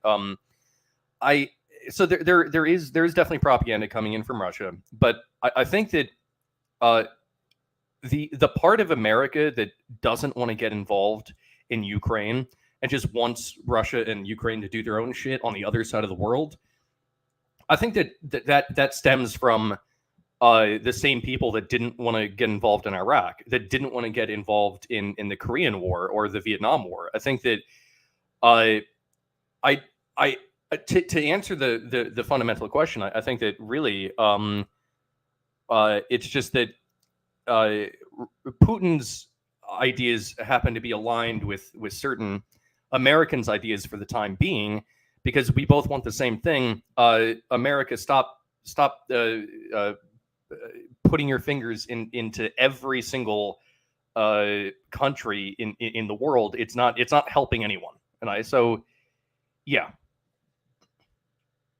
I mean, but is this Russian propaganda or is this our own? Like, is this something that was like fed to us from like RT or like fucking Russia standing here or China standing here, like pushing these fucking figures forward into us? You know what I mean? What is the reality of what this is? Because that's really a question in the end of the day, right? Like, how much of this is us being propagandized and how much of this is us coming up with the ideas on our own? Yeah, That's really where the question gets to. I think I think maybe it could be like 10% propaganda, but I don't think that I'd go that much higher than that. I think that a lot of Americans, they already know what happened with Vietnam. They already knew what happened with the Gulf War with W's father. They know what happened with Iraq and Afghanistan and Syria. I think a lot of people are fed up with America getting involved in other nations' affairs. It doesn't seem to go well for us.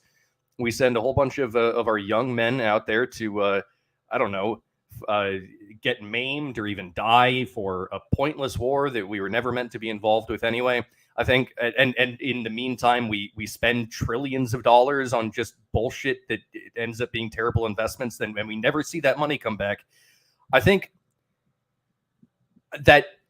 that's a major reason for a lot of this pushback. And so, no, I don't. I personally speaking, I don't think that's propaganda. I think that's Americans learning their lesson and waking up and realizing, oh, Jesus Christ, the American federal government sucks. I mean, all right. So, like, like, fucking, yo, man, listen, what up, King? Yo, by the way, what up, King Yeti, motherfucking Kurt today? It's D7 Core Rat. How the fuck y'all doing? Nice to see you out here today.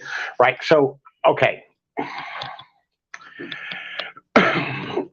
I know, and like, this is kind of my problem is that, like, I know there's like so much propaganda out here in the end of the day.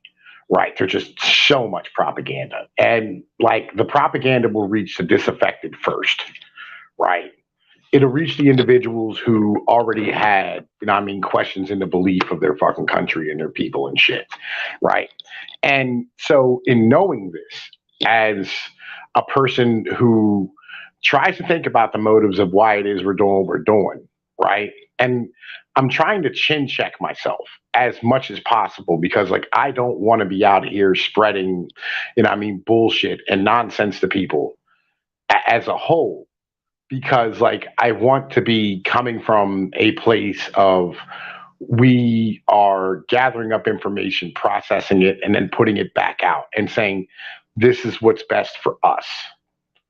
And I'm not 100% sure that like all of this that we're learning and we're looking at is shit that is naturally occurring. But like on the same point, I know that my government as a whole, and it's kind of like when I was talking to Rambo last night, he said like we were talking about if somebody invaded our country, right? Like yeah, we'd fight back, right? As a whole. Like if there was somebody who's retarded enough to try that out, they wouldn't make it far.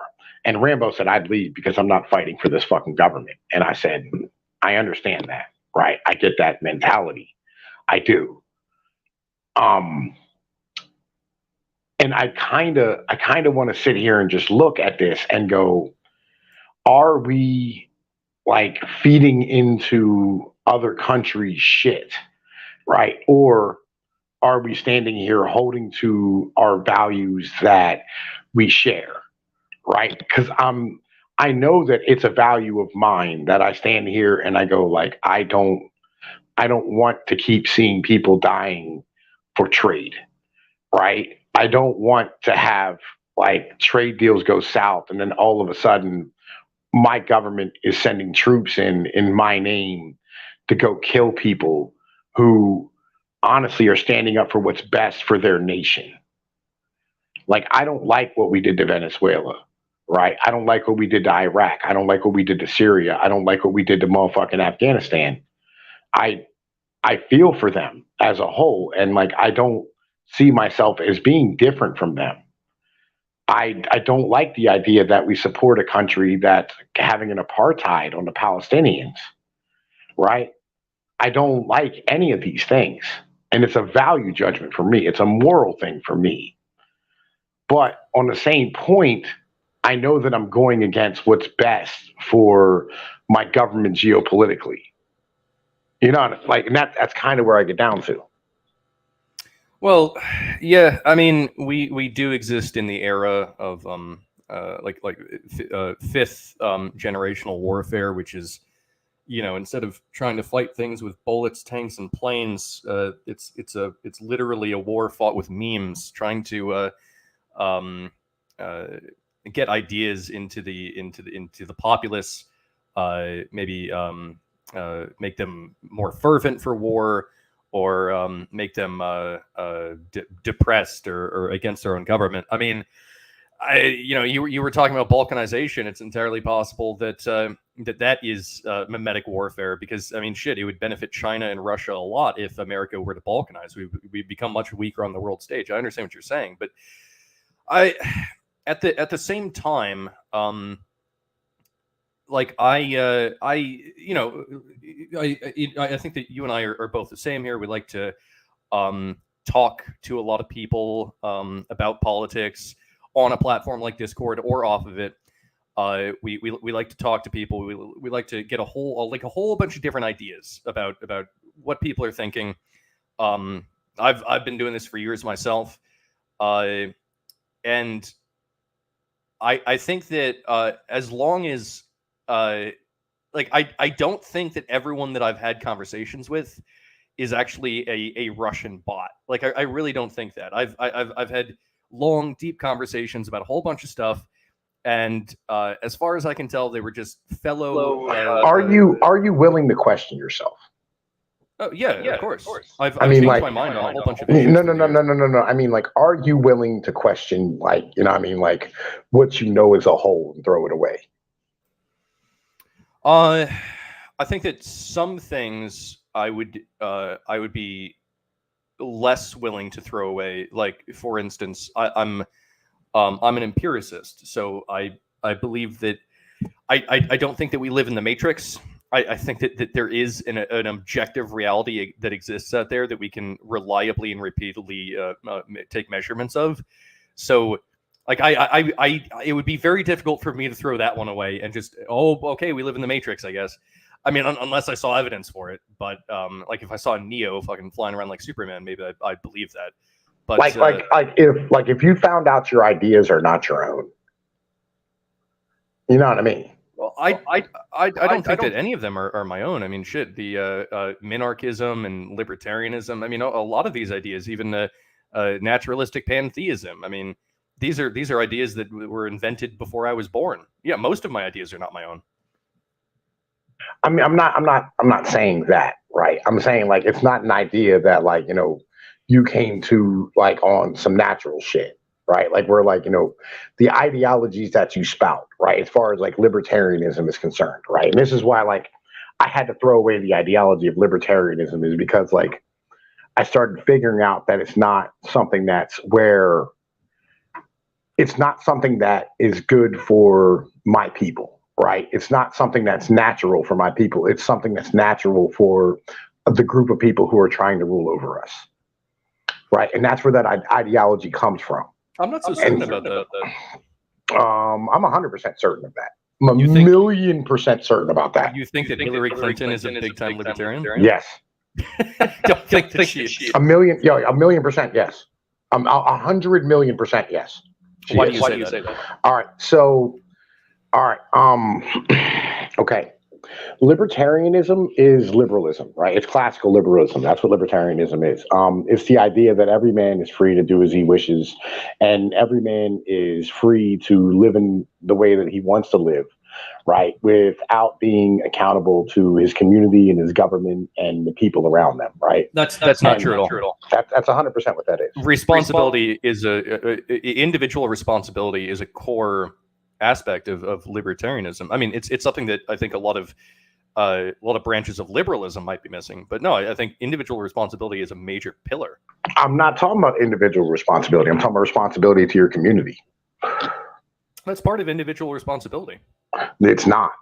It's literally not, right? So like leaving your community is a top priority in fucking libertarianism, right? Like if there's opportunities elsewhere, like are you fucking like you're not tied to that community. You're not tied to that motherfucking piece of ground. You're not tied to that area. You're not tied to those people. Right. That's the core value of fucking libertarianism is the fact that like you're an individual before anything the fuck else. Right. And like, if you stand here and you pay somebody to do something and like, you tell them there's inherent risk with that. Right. Like you're like, like whatever it is, like, you're like, hey, look, I'm going to stand here and build this here. Right. And, fucking like, I don't know, like you pay them to be able to pollute some shit. Right. And then like fucking like, 2 years later, some kids get sick from that shit or whatever it is. Right. And they take you to court and you have a lawyer and your lawyer argues for you and your lawyer goes and like, they find in your favor, they go like, that kid, I mean, like fucking, he got sick because of the fact that like the community decided that that's what they wanted there at that moment. Right. Like, you as a man, you know what I'm saying? As a libertarian, you can go like, that's not, I mean, like my fucking fault. Right. And you can talk about it like fucking as far as having a corporation and it has the motherfucking responsibility, but it's not you. Right. Like, you're not fucking responsible for that. Right. And this is the core tenets of fucking like libertarianism. Right. That's like the core tenets is that like, it's an ultimate ideology of motherfucking individualism and not being fucking collective about anything.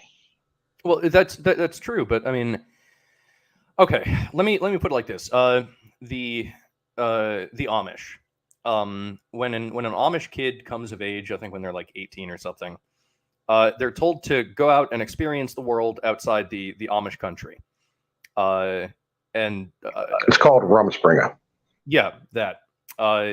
And so they go out, they experience the world. I don't know. They buy themselves an iPhone, whatever. And it's up to them. It's up to their own individual decision to either stay in the technological world or return to the Amish world. I think that there's probably a lot of benefits to actually returning to the Amish world and, touching grass, as you were saying, eating actual food that you raised yourself. And a lot of the Amish people actually do end up returning because they're like, oh, I can see the benefits of this Amish culture. I think it can be the same thing with libertarianism. It's like, okay, yeah, like maybe you start off in a small town, in a community. You have libertarian principles. So, you go off, you move to New York for a few years, or God forbid, San Francisco or some shithole like that. And then you realize, this sucks. And then maybe you end up returning to your community. But the whole thing is that it was your choice. If you feel like you're forced into returning to that community, then you're not going to appreciate it as much. But if you made the choice, if you saw the world and you were like, okay, you know what, fuck this lefty nonsense, I'm not dealing with this anymore, and then you make the individual choice to return, I think that it makes that community that much more valuable to you. And of course libertarians can have community, and of course they can invest in their community, and they can be religious or non-religious or whatever.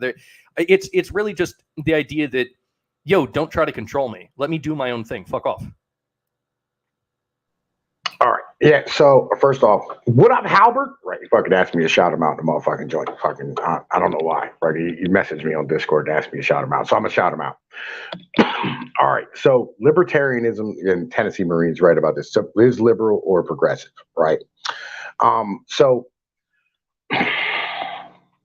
libertarianism is about the extreme individualism, right? And libertarian communities as a whole, right, is the idea that like, yes, you contribute to a community of people, but you contribute, your contributions are your own and you own them as a whole, right? And the idea of libertarianism as an in general thing, which comes out of Ayn Rand, fucking, I'm trying to think here, fucking Hayek, fucking Mises, Rothbard, all these individuals, right? Fucking Hoppe. Libertarianism means that like the vast majority of libertarians as a whole and libertarian thought focuses on non-border living, nomadic individuals who can live in any city, in any place, and not be tied to something, not be tied to a community, not be tied to a nation, not be tied to a religion, not be tied to anything, right? And the personal responsibility to your family and your community and all these things is very libertarian, right? The idea that, like, like your parents had a business, right? And like that business has been a pillar of the community for, like fucking 40 years, 50 years, 100 years, whatever it is, right? As a libertarian, you can go to college and go become an engineer, and then that fucking business closes when your parents retire because it's not your responsibility. It's not your shit, right? Even though, like, yo, it is literally your job to fucking stand there and continue that goddamn business, right? That should be your job. That should be your responsibility. That's, that job, that place inside of your community as a whole, right, is, utterly important to that community. It pays taxes. It fucking, provides services. It fucking sponsors a local baseball team. It does all of these things, right? And that's what, what I'm saying? Yeah, Tennessee Marine, I got you, right? And right. And that's, what libertarian does. And that's why Hillary Clinton, yes, is a libertarian in the end of the day. That's what neoliberalism is. It's libertarianism. It's, we can build these products anywhere and we have no responsibility to the fucking people of this nation. Right. We don't really care about the workers. We don't give a fuck about the families. We don't give a shit about the communities. We don't care if we're wrecking by fucking standing here making profit. Okay. So let me address a couple points about that. So, first of all, I think that there's not just one branch of libertarianism, right? So I think that two major branches would be the internationalist and the nationalist libertarian. The internationalist is the one who doesn't want borders. Fucking, someone from just open up all the borders. Everyone can walk into whatever country they want to. Just completely free trade across the board everywhere.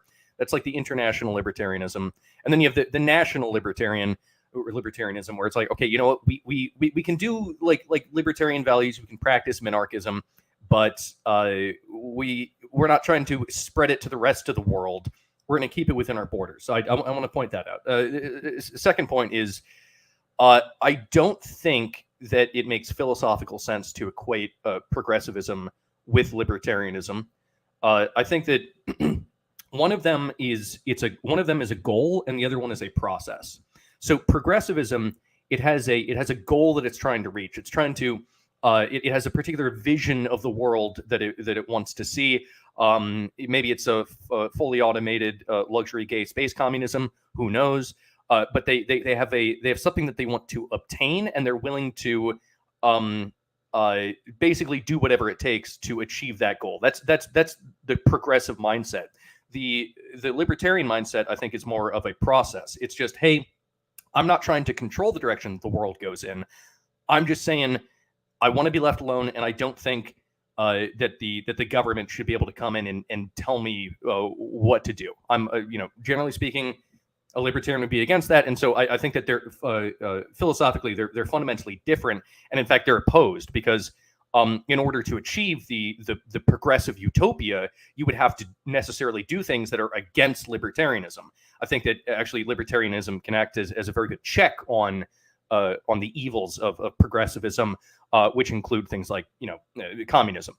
And then the third thing, I really don't think that you can equate neoliberalism with libertarianism. I mean, that's basically just having a marriage between the government and mega corporations and kind of spinning them into one larger entity that then also attempts to wage geopolitical proxy wars in other shitty third world nations.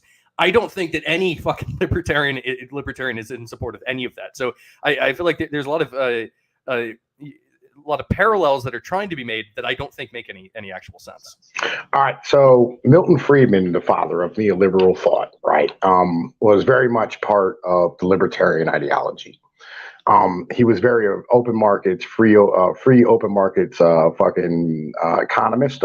He fucking had a lot of conversations with guys like Thomas Sowell, individuals like Rothbard. I think he even had conversations with Ayn Rand at the end of the day. So Milton Friedman is, you know what I'm saying, like the libertarian godfather of neoliberal fucking thought, right? It's the idea. Man, listen, yo, fucking Tennessee Marine. At the moment, yo, this is like a special stream with, you know what I mean, I got General on here who had me on his show. So like I'm paying it back for him. You know, make sure to get him some subs in the end of this shit. You know what I mean? I'm a fucking try and, you know what I mean, like stand here and put like his YouTube channel in here at some point. You know what I mean? I'm gonna try and get him to fucking drop it in the comments because I'm retarded. Anyway, right? So the idea of motherfucking neoliberal thought comes out of libertarianism. It's a very libertarian idea. It's the open borders, you know what I mean, free trade. Fucking the US said that they would, you know what I mean, stand here and protect trade. So it's the same way that like BlackRock is acting in a libertarian means when they stand here and go and buy property, when they know that the Fed is going to uphold it forever, the housing market, right? You know what I mean? And so this idea, right, you know what I mean, of libertarianism and neoliberalism being almost the same fucking thing is, you know what I mean, it's very, very true. They are basically like the same fucking thing, right? And the progressive motherfucking movement as far as moving towards, you know what I'm saying, a fully automated utopia, yes, it's very libertarian, right? Because like, again, in the end of the day, like the idea, the end result of what libertarians want is an automated world where, you know, everybody has as much free time as to be able to be available to fucking do whatever they want with their own selves, right? And so that is the mental, right, of, you know what I mean, like where progressivism comes out of. And like progressivism in the end of the day, like the modern day progressivism isn't so much the collective ideology, you know what I mean, that, you know, fucking like, you know, everybody should like be treated as a group and all this type of stuff. It's not even that. Like progressivism is nothing more than we're going to try and fold as many people possible into our corporate ideology, right? And be able to have as many fucking people working in our places and dropping the pay as much as possible. That's progressivism. Progressivism is corporatism. Corporatism is libertarianism. In the end of the day, that's what all this shit is, right? And like, yes, it's all funded through government, but it's only through government capture, right? It's because of the fact that these companies lobby the goddamn Congress and shit, right? It's because like, yo, these metropolitan, cosmopolitan elites, right, are spreading like extreme liberalism, right? And that's something else that Putin said is like, yo, this is the end of fucking, you know, this is, you know, the end result of like extreme liberal fucking thinking is progressivism, right? And the end of motherfucking like the end of liberalism is also fucking libertarianism. Like progressivism is libertarianism. In the end of the day, it's just like, yo, the problem comes down to is that you go like it's government fucking standing here forcing, you know what I mean, your kids to go to like public schools and be indoctrinated in their shit. But like the whole idea of going to college and cutting your fucking dick off and all this type of nonsense like this is not government programs, right? But like it has government incentives to do so, but ultimately it's a free market fucking tactic. And that's, you know what I mean, where like I get down to, you know what I'm saying? Well, okay, so this is why I brought up the idea of an international versus a national um, libertarian philosophy, right? I think that the national one, it stems more from the conservative philosophy. Maybe the international one stems more from the liberal philosophy. But I mean, here's the thing: if you're calling them both liberalism. When I say liberalism, all right, please do not treat it as an American. When I say liberalism, I mean Voltaire. I know what all you right. mean. Yeah. But see, I don't think that they can be the same thing because I think that one of the major conflicts that is going on, at least in America right now, but I know it's also happening in other countries. There is a conflict between the progressives and the libertarians. They want dramatically different things, and even here in America, I mean, you can see that. Generally speaking, I'm not saying in every case, but generally speaking, the MAGA side of it has a much stronger libertarian bent. They want to be left the fuck alone. They want to have their own property. They want to have their own guns. And then you have the progressives who literally want the government to be able to come in and give you a Fauci ouchie whenever they goddamn well please, because they know what's better for you and you don't, because you're just a stupid little peon. They know what's good for you. These are fundamentally different philosophies that are in conflict in America right now. I don't think it makes any sense to say that they're the same. Okay, so All right. Walmart using the fucking welfare and food stamp program as part of their fucking pay structure, right? Is libertarian in the end of the day, right? Like, yo, it's they're literally standing here, you know, what I mean, like taking advantage of fucking like a market force that's able to like make them more profit, right? And them standing here saying like we need to build motherfucking low cost housing is the motherfucking businesses taking advantage of, you know what I'm saying, the government to be able to sit here and have more profit, be able to keep their workers' pays low, right? Them standing here bringing in fucking immigrants and going like, hey, we all need to get along, guys, right? Is them standing here, motherfucking having like they want more profit. They fucking are liberal. There's libertarianism, right? Like, yo, the open borders immigration crowd who wants to like stand That's here and have international libertarianism. look again, and here's the thing about Donald Trump versus, you know what I'm saying, like the fucking progressives. Most of those MAGA fucking people want to fucking use the goddamn government to enforce religion on people, right? I don't think that they want that. Look here, man. All right, I'll be honest with you. Like, yo, I know much bigger channels than me, right? Guys who I had on when they had 300 subs, right? And now they have fucking 400,000. Every one of these motherfuckers had prayer meetings on their goddamn joint and talk about bringing Christ back in to the motherfucking back into schools. Yeah, but do they want the prayers government back to do into that? school. I mean, yes, they want to put fucking prayers back into school. Look at what happened with Roe v. Wade, for instance. The conservatives could have said, okay, you know what? Fuck this shit. Federal national ban on abortion. They could have done that, but they didn't. What they said was, okay, look, ultimately, this is not a federal government issue because it's not outlined in the Constitution, and anything that isn't outlined in the Constitution is under the purview of the state governments. So we're going to kick it back to the states. If California wants to make abortions legal up to the 45th trimester, and what West Virginia wants to say, no, fuck all that shit, no abortions, period, then they can. It's a states' rights issue, and it's something I support. That is not. That's like the opposite of being authoritarian. That's saying, hey, you know what? We're gonna try to have smaller, localized governments decide this kind of stuff, and I support that. And I think, although maybe some people would say that the existence of government, period, is anti-libertarian, I think that at the very least, that's a step in the right direction. And when it comes to all these multinational corporations, I think everyone should keep in mind that a major issue why it is that they're so toxic and evil is because they have ended up in an incestuous relationship with the government. The government really is the thing that is poisoning the water there. I mean, I'm not saying that corporations wouldn't be capable of evil outside the government. I mean, they certainly can. It just seems as though they're more likely and much more capable of doing evil when they can shake hands with the government. I'm telling you, right? Just like, yo, trans rights, right? And like having like the ability to be trans and the ability to be motherfucking homosexual and the ability to like, like have, fucking maps and all these type of things. It's libertarian in the end of the day, right? Because it's about freedom, sexual freedom, and like freedom to motherfucking live the way you want to. These are all libertarian ideologies. So what would you like? Would you like the government to be able to tell you exactly how it is that you ought live because the government is trustworthy? No, but I just want you to recognize that all this shit's libertarian. Okay, but what? Sure. I mean, I can agree that they're libertarian values, and I guess it's actually extremely libertarian to say, you know what, I'm gonna cut my balls off. It's fucking weird. I don't think that most people would want to do that, but yeah, I guess you have the fucking right. But I mean, what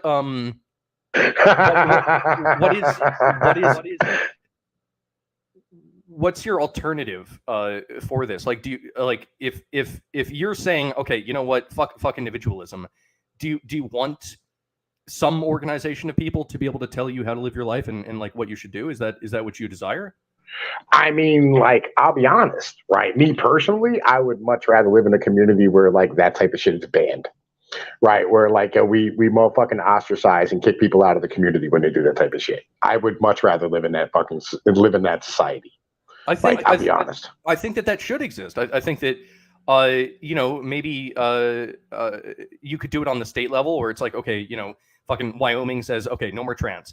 that could be a states' rights issue. Hell, you could maybe even make that be up to an issue of even more localized government. Maybe it would just be up to the town government or something like that. I'm totally in support of that, because if you like that law, you can move to that town. If you don't like that law, you can move to the next town or the next state or whatever have you. Like, I totally support that. I think that's an excellent way to do things. I have no issues. I'm just saying, right? Legit. Like, yo, again, we get back to, in the end of the day, all right, all of this, every ounce of this is liberalism. All right. Liberalism, libertarianism, progressivism, all the same goddamn monster. It's all the same fucking beast. I don't know if that's entirely true. I think I literally just proved it to you. Well, okay. I think that if okay, so there's different thoughts. I think in the ginormous bubble that is like libertarian thinking. I think that some of it, like I guess there is such a thing as a left-leaning libertarian. I guess I don't know if it makes that much philosophical sense. I don't really know if they even exist or not. But in theory, maybe it exists. But I think that a lot of thinking from the libertarian perspective actually has its origin in conservatism. Because, I mean, think about the fundamental difference between progressivism and conservatism. Progressivism is trying to reach a goal that's off in the future.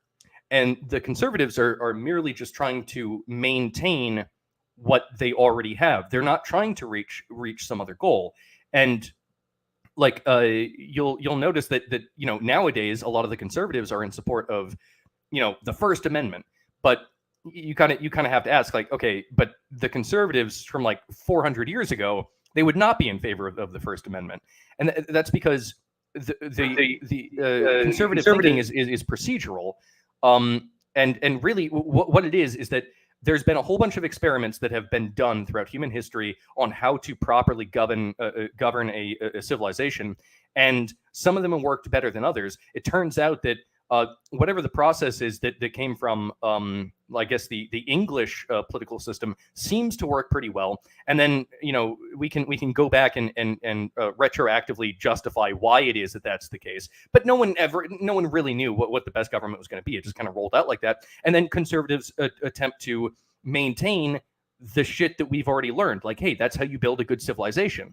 And I think that a lot of libertarian thought is actually, it's the same thing. It's like, yo, I want to stick with what works. Just leave me alone. I'm not interested in your utopian ideas of how it is that we fix civilization. Okay, all right. So let's go back to the beginnings, all right? Because I think it's important we go back to the beginnings of history. And this is where, like I say, my channel loves the weeds. Like, yo, I love the weeds so much. It's the best place to be. Like, yo, fuck, I love the weeds. That's where you catch all the fishes, right? It's the weeds. All right. So, okay, liberalism. Do you know where liberalism actually comes from?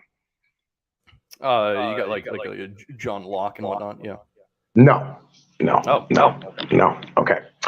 So liberalism starts in the Italian Renaissance, right? It begins with Italian nobles in places like Venice and Florence and fucking all these places, right? And basically, Italy had city-states. Well, what we call city-states today. The idea of a state didn't come along until about like the fucking 1600s. The first mention of a state, I think, was from Machiavelli.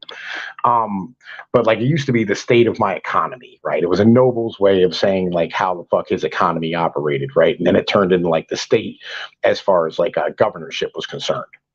And the principles of mercantilism, right, and mercantilism, right, not so much like, we're like, oh, we're going to trade only inside of our fucking place, but where the merchants were like, like running things. The merchants had rights to be able to do what they wanted to do and conduct business. Fucking came into clash with French and British motherfucking royalty, right? It's where the British Civil War came in. This is where the revolutions in France came in, Napoleon, all these type of things. And so the left, all right, as a whole, right, was actually the business people, like the individuals who were trading goods across the world. That was the left. right? And this is where liberalism came out of, right? It came out of like Machiavelli's motherfucking ideologies of fucking governing principles and shit, right? And governing fucking philosophy. And so they stood here and they took Machiavelli's work, right, and fucking basically became fucking liberals, right? And this liberal ideology just meant it came from fucking the Italian liber, right, fucking, which was like the amount of life inside of a person.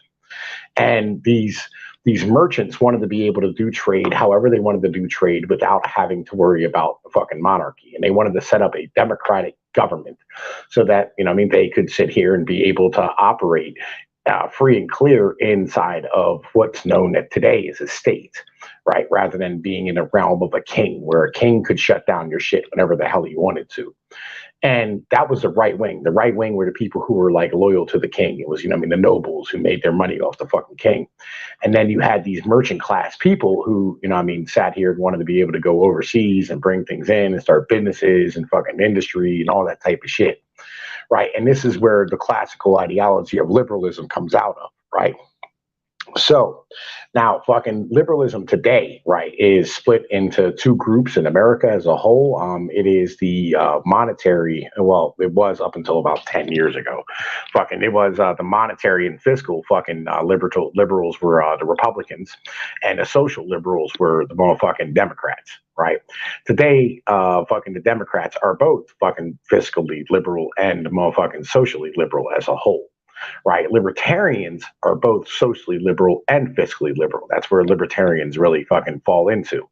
Now, the idea of libertarians, the reason why they tend to be on the right wing is because like fucking the libertarians are individuals who, number one, were anti-war and Republicans end most of the fucking wars. And number two, because of the fact that libertarians want the right to be able to defend themselves and they want the right to be able to do business as they saw fit. So therefore, you know what I'm saying? They were on the Republican side because the country club Republicans tend to be much more libertarian than motherfucking the Democrats were at that point, because the Democrats supported the workers like unions and, fucking small towns. And they were also the Democrats were the people of the fucking Catholic Church and the immigrants.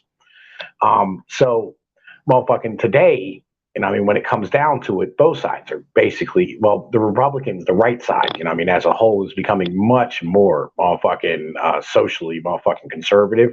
And they're actually becoming much more fiscally conservative as well. They're talking about fucking putting up trade tariffs and, stopping motherfucking people coming across the border. And, there's like, because the Republicans back in the day, like I think it was fucking Ronald Reagan who pardoned all the goddamn Mexicans that came in, back in the 1980s. And the reason he did this was for business. These were libertarian principles as a whole. So like you have to understand that like libertarianism as an in general thing, right, is literally just liberalism.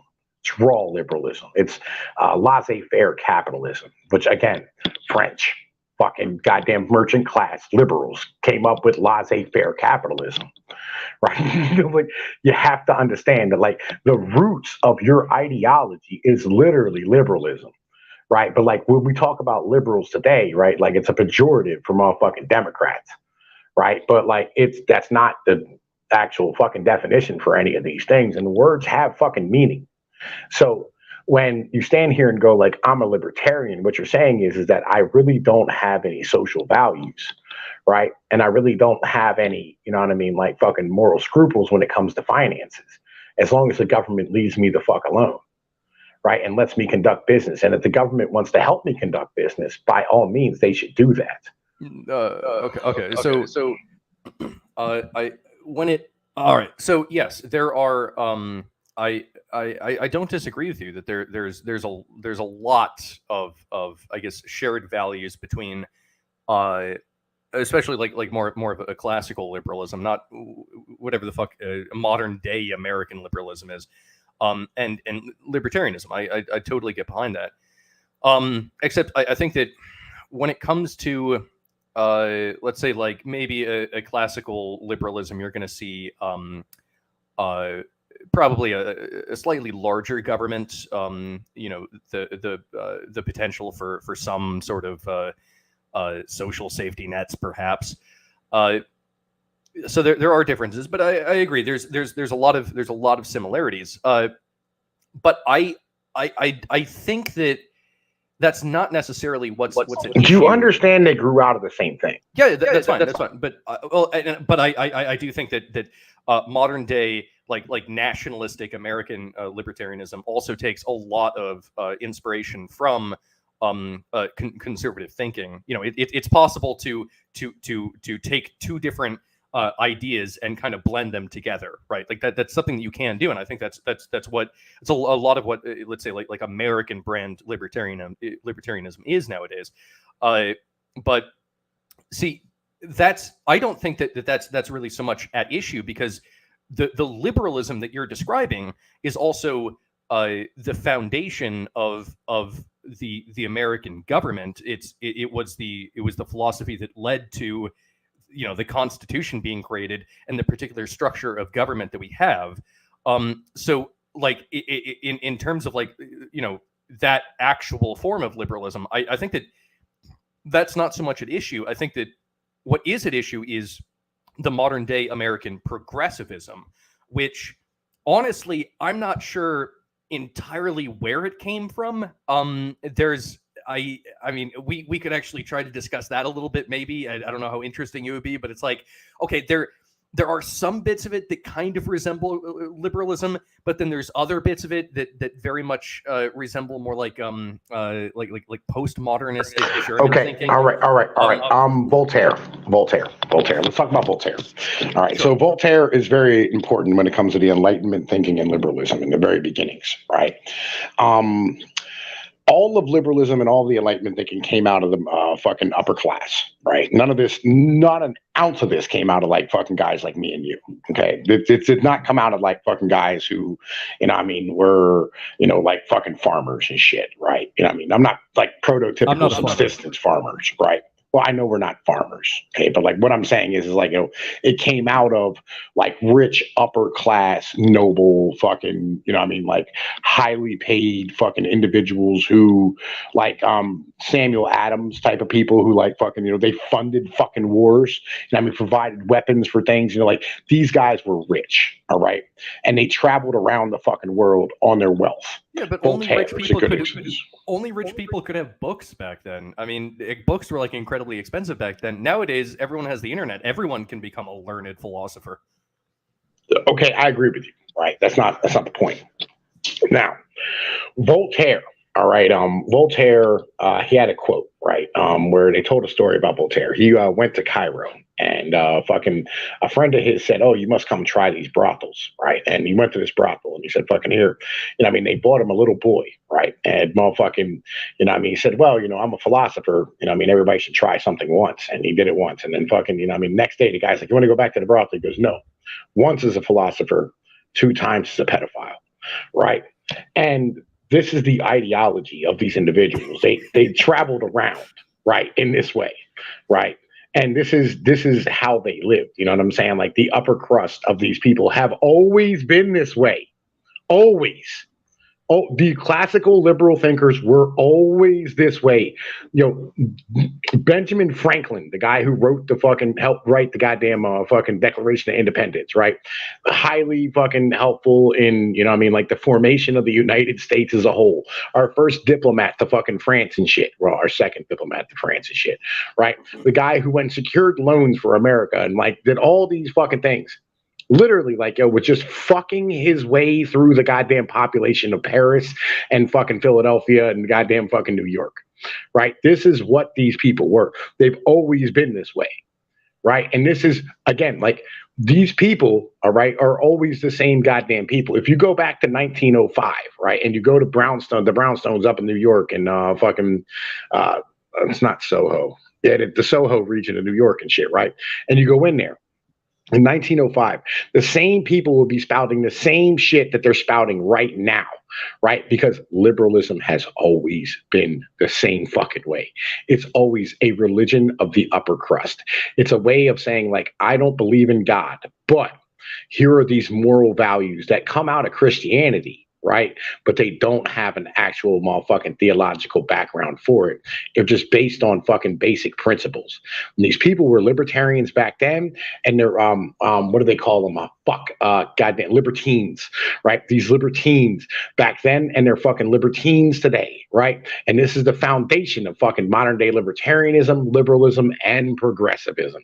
In the end of the day, like Bill Maher literally will fucking tell you he's a libertarian, right? He's not a fucking Democrat, but he supports the Democrats because, like, yo, he's socially liberal, right? Because liberal social thinking means that, like, yo, you can use fucking the state government. And again, like, yo, a government as a whole, the state, the idea of the state as an in general thing, right? It's literally a goddamn liberal fucking thinking point. It's a fucking liberal invention.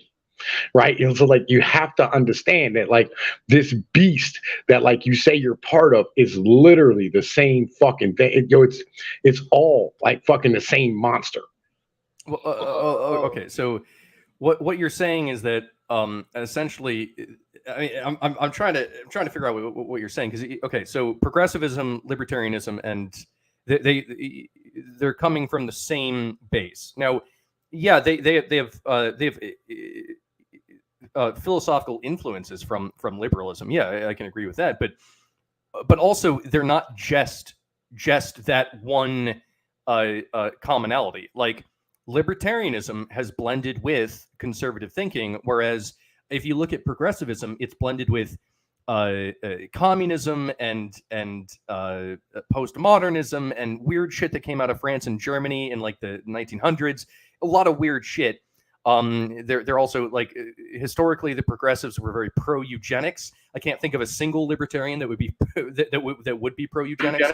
But I mean, this is okay. Sure, yeah, they have some philosophical relationships, but I mean, okay, great. Like, personally speaking, I like the Constitution. I think that the system that I mean, whether they were doing weird shit in the backgrounds, I don't know. But the system that was set up in America, the Constitution, this is something I support, and I think that it's led to a fairly decent government, or at least it had the potential to lead to a fairly decent government. I understand that now it's completely corrupted, and I would like to pull that back. But I mean, what is it that? Okay, you're not happy with that whole system. I can understand that. What is it that you are proposing to replace it? Do you want monarchy? I mean, like, yo, okay. So, like, there's a few things that we could do. We could do like a monarchical fucking pillory system. You could do a split off and form new governments under new value systems as a whole, right? You could stand here and I don't know, like fucking go into like full anarchism and see where it settles out. Like there's a lot of things that you could do, right, as an in general thing. But like I guess what I'm trying to like stand here and show you is that like these ideas that are held, right, as a whole are ideas that they're like it's like, all right, so it's not that these things have influences, is that they are the same thing. But they're not the same thing. They are the same thing. If they're the same thing, then why is it that the libertarians and the progressives are heavily disagreeing on the future of this country and where it needs to go? Yeah, they literally, the libertarian, that's why Ron Paul is on fucking Jimmy Dore's show on a regular basis. Okay, right. I don't I legitimately, they just disagree about how to get there. They disagree about how to get to where they're going. Jimmy Dore is not a good representation, I think, of the modern day progressive. That's like saying that Bill Maher is a good representation of the modern day libertarian. That makes no sense. Yeah, fucking underdog. Yeah, underdog's fucking trying to disagree with you. You'd be surprised if you went to the debates on libertarian primaries. You'd be amazed how many individuals are fucking goddamn. How many people are fucking pro eugenics at these things. It makes no sense to me how it is that you could justify eugenics. It's one of the dumbest ideas that's ever existed. Yeah. Okay. Anyway, right. So like it literally, like again, like yo, you have to understand that libertarian principles are like dog eat dog, right? You know what I mean? Like yo, they will socialize the motherfucking losses of the corporations and privatize the fucking profits. Yeah, right? That's not libertarianism to have the government It step is. in. No, It okay, is. okay. This idea from during the Bush administration, when you had the corporations that were too big to fail, there's no libertarian principle that justifies the idea that the big daddy government will come in and socialize the losses of the massive multinational corporation. I'm sorry, but what fucking libertarian principle is that? How is that even like that's not even in the same like proximity as libertarian thinking? Big massive fucking government socializing the losses of big multinational corporation that has ties to the government and is lobbying the government. Nothing about that is libertarian. That is straight up that is neoliberalism. Okay, let me put it like this. So okay, is profit good for business as a libertarian? I mean, yeah. Generally speaking, you do want to make profit. That's true. You know. Yeah. So does it really matter how you make profit as a libertarian? As long as you're if you're making profit, I think the idea is that if you're making profit, then you must be conferring benefit to the system, and that's why you're making profit. You're doing something good, like the iPhone. Steve Jobs makes an iPhone. He sells that shit. It makes people's lives better. They're willing to pay for it. Ergo, he's helping the system and making himself wealthy. That's great. That's great. Yes, and so the banks standing here using the government to motherfucking make profit. Using the government is the part that makes it not libertarian. I hate to be a dick, dude, but like, legit, if they're going to do it, right, it's kind of one of those things. Like, if you're giving away free money, you're going to take it. Right. It's the influence of the government over the market that makes the market that we currently exist in not a truly free and open market. I wouldn't classify the economics of modern day America as being libertarian, because a lot of it is government contracts, lobbying the government to change regulations. I mean, by the way, same thing goes for the EU, right? Like within both America and the EU, a company will go to the government and will say, please regulate our industry. Why do they do that? It's because the established company can afford the burden of the regulations more than an up-and-coming company, which means that reduces their competition and allows them to basically put in place a monopoly by asking the government to regulate them. None of this is libertarian in principle. This is what you call neoliberalism, and it's a very different beast. I mean, but if you can pay the government to do it, you know what I mean, like as libertarian. I'm saying the issue is the government. I'm saying, but if you can pay them to do it, like it's it is not libertarian in the first place. Again, if you can pay them to do it, this is the problem, right? Or legit, like, so, like, again, like, yo, you're always going to have governments and kings, right? You're always going to have like fucking governments, and like, yo, if you can use the government to your advantage to make profit and make your business motherfucking more like fucking competitive, you're gonna fucking do it. Right. What I'm saying is that you can't say that the system that we have right now is just libertarianism. I don't think that you can say that, because you have a massive fucking federal government that has its fingers in every single part of the economy, and then some of the businesses have hooked up with the government and are having sex with the government so that both of them can get bigger and more powerful. And then you're saying, well, this is libertarianism. No, it's not. How that doesn't make any sense. This can't be libertarianism. Yeah, I know. I realized that. Like, yo, believe me. Okay, this is my problem too. Like 100%. I thought the same way you did for a long time, right? But what I'm telling you is that, like, yo, libertarians are just fine with the government doing for them. They just don't want the government giving money to people. No, I don't. I don't think that many, not just libertarians, I don't think many Americans, period, were happy about the too big to fail thing from the 2008 financial crisis, where the government just socialized the losses of all these banks that actively manipulated the markets to fuck over the American people and steal money from them. And then when they eventually got caught in that scheme, and then they lost a whole bunch of their own money. Oh, well, now the government comes in and pays them. That's an absurd system, and I think that most people in general are against that. Well, most people are, right? But on the same point, it doesn't matter, right? Because literally, a libertarian says, well, if I can profit off of it, I'm going to do it. Because that's a libertarian philosophy. They don't care about the goddamn system giving them money. They don't give a fuck as long as they can get the money. That's all. It's like libertarians. Like, for instance, there was a libertarian we were talking with the other day, right? And he said, like, I'm fine with them fucking taxing weed and like making weed legal, tax it and give it to the schools. And I'm standing here and I'm going like, wait, what?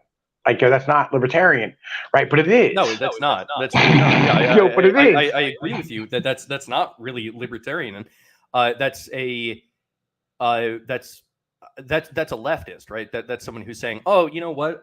Like, socially speaking, for the social policies, I love weed. Woo, go weed. Let's have a whole bunch of it, but I want it heavily taxed and regulated so that we can have highly regulated public schools that are government controlled, that are not really teaching our kids anything. No, dude. Okay. I feel as though you're conflating some of these philosophies. That's an example of basically like a modern day lefty semi-socialist. That's not libertarian either. No, you don't understand, right? Like, they don't fucking care. Like, modern day libertarians don't fucking care, right? They care about being able to do for themselves. That's the entirety of the fucking whole libertarian principle. That's all they give a shit about is them. They want freedom for them. They don't give a fuck about freedom for anybody the fuck else. I believe that you're conflating Machiavellianism with libertarianism, and it's not the same thing. Yeah, I'm not. I'm literally not conflating Machiavellianism. Like, I know Machiavelli like front to back. I've fucking read and dug into and broke down and fucking like studied Machiavelli's works extensively. At no point is this Machiavellian, right? Legitimately, this is motherfucking libertarianism. It is, I will do for me, right? That's all I give a fuck about is me. That's libertarianism today, right? And that's like the whole principle is I want to be left alone, right? I want to be able to run my business the way I want to run it. I don't want the government involved. Right, I don't want OSHA here to stop me from like, fucking making my workers climb into a hot pipe, whatever the fuck it is. You know what I'm saying? That's libertarianism. In the end of the day, they don't. Again, it gets back to they don't care. But you just said that the libertarian would take the government contract, and you just said that the libertarian doesn't want the government involved. So the libertarian simultaneously accepts the government and also doesn't want the government. Yes, 100%. Then what you would be describing there is basically just a person who has no moral or ethical standards and is entirely self-interested and is just willing to say and do whatever in order to obtain more capital. And I don't think that is identical to libertarianism. And I think that there's some libertarians out there that would say maybe that's a little bit of an unfair comparison. I know you would, right? I 100% know you would, right? But like, here's the thing, okay? Like, so I pay attention to the Libertarian Party. One of your spokespeople for your Libertarian Party is Penn Jillette. You know Penn Jillette from fucking Penn and Teller? Come on. Okay, look at the Mises Caucus if you want to talk about American libertarianism. Why would you bring up Penn Jillette and Bill Maher? That's not fair. Come on. It is too, like, because Penn Jillette, like, so Bill Maher is a different animal altogether, right? Hang on. Penn Jillette does not come out speaking for the Democrats ever, right? He doesn't come out and go, well, you should elect fucking the Democrats. He never says this, right? Penn Jillette literally goes, I'm a libertarian. I'm part of the Libertarian Party. I fucking represent the libertarians. And he comes out and he goes, I'm fine. Well, how about this? He said, I'll tell you what, when it comes to libertarianism, you can have your Social Security. You can have your Medicaid. You can have your roads and bridges. You can have your hospitals. That's fine. But you have to let us be, and let us live the lives that we want to be able to live without government interference. I guess that he can say that. I don't know if it makes that much sense, but I mean, he's goddamn it, he's allowed to say that. They don't have, like, I'm telling you, like, legit, like, fucking, again, you know what I'm saying? Like, yo, that's libertarianism it's about me, right? And then progressivism, it's about me, right? And like they're just all No, about progressives me. are about the collective and how we can best make sure that the trans African pansexual person in a wheelchair gets to control civilization because they have the most suffering. That's the progressive worldview. It's actually Okay, I would agree with you, right? If like that pangendered, I mean, fucking Eskimo, midget, fucking Hawaiian, fucking half black Latino, the Eskimo Hawaiian, fucking, right. Big demographic. I would agree with you that like I mean like that the most marginalized person is the most important, right? In the end of the day, but like I watched BLM, right, and I watched it go from black guys are getting shot by the police to we need to have more help for black women, right, and white women. You know what I'm saying? Like you have to understand, it's about me. Right, that's what it's about me. All right, I'm on stage. It's about me. Power. It's about me. It's just me, right? It's me, right? It's me. Completely that's what all lacking in this shit principles. is. Right. Yes. They're only driven by power. I understand that. Like that's what the modern day left is, at least in America. They're only driven by power. They want more power, and they only say that they have principles when it benefits them. In general, they don't have principles. Yeah, I agree with that. But yes, and the libertarians just want money and free drugs. That's all they want. Like I swear to God, that's all they fucking want is money and free drugs. Guns. I think they want guns too. No, some of them. Only some of them. Because you go up into like Vermont and like fucking Massachusetts and like fucking New York. No. They don't want guns, right? They we don't care about guns, right? What they care about is drugs and motherfucking money, right? And tax breaks. They're like, we don't want to pay taxes. We want to be able to keep all of our profits, right? But like, you know what, man? You need to make sure that like you protect our trade going overseas. This is the libertarian ideology, right? Real shit. This is literally the libertarians. In the end of the day, they don't have principles, right? It's just fucking the merchant class. That's all the fuck it is. It's the goddamn merchant class standing here going like, you know what? You people are going to pay taxes for our giant goddamn fucking military to be able to protect our ships going back and forth from fucking China, right? So we can make all the profit and motherfucking stand here and not have to pay American workers because unions are bad. Okay, right? So they don't fucking care. They don't give a fuck. Based on what you're saying, under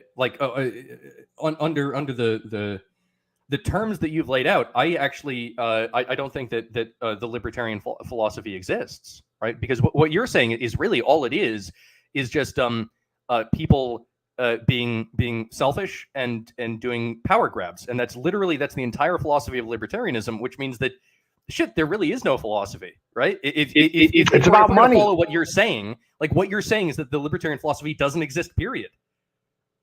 It's about money. That's all they hear about is money.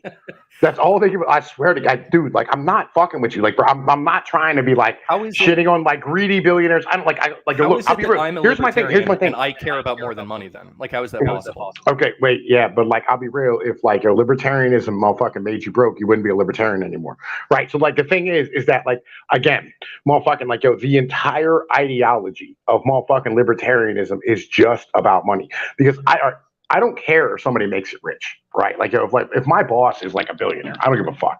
Be a billionaire as long as I'm getting paid. That's all I really give a fuck about, right? Like let me eat too, and we're good. I have no issue with that whatsoever. Like I'm good with motherfuckers making cash. But what I'm saying is they literally don't give a fuck where it comes from. They don't fucking care. They want free weed, fucking crack dens, motherfucking paid for by the government. They want food stamps for their fucking libertarians want food stamps for their employees. I don't think that that's true. I think that most libertarians are not interested in government handouts. I mean, I don't know. Maybe I'm crazy on that one. I just feel that way. No, libertarians are perfectly fine with the government subsidizing their workforce. Oh, come on, man. They don't. What you're saying doesn't make any fucking sense. And you gotta be able to realize that. I realize what I'm saying, but I'm not wrong.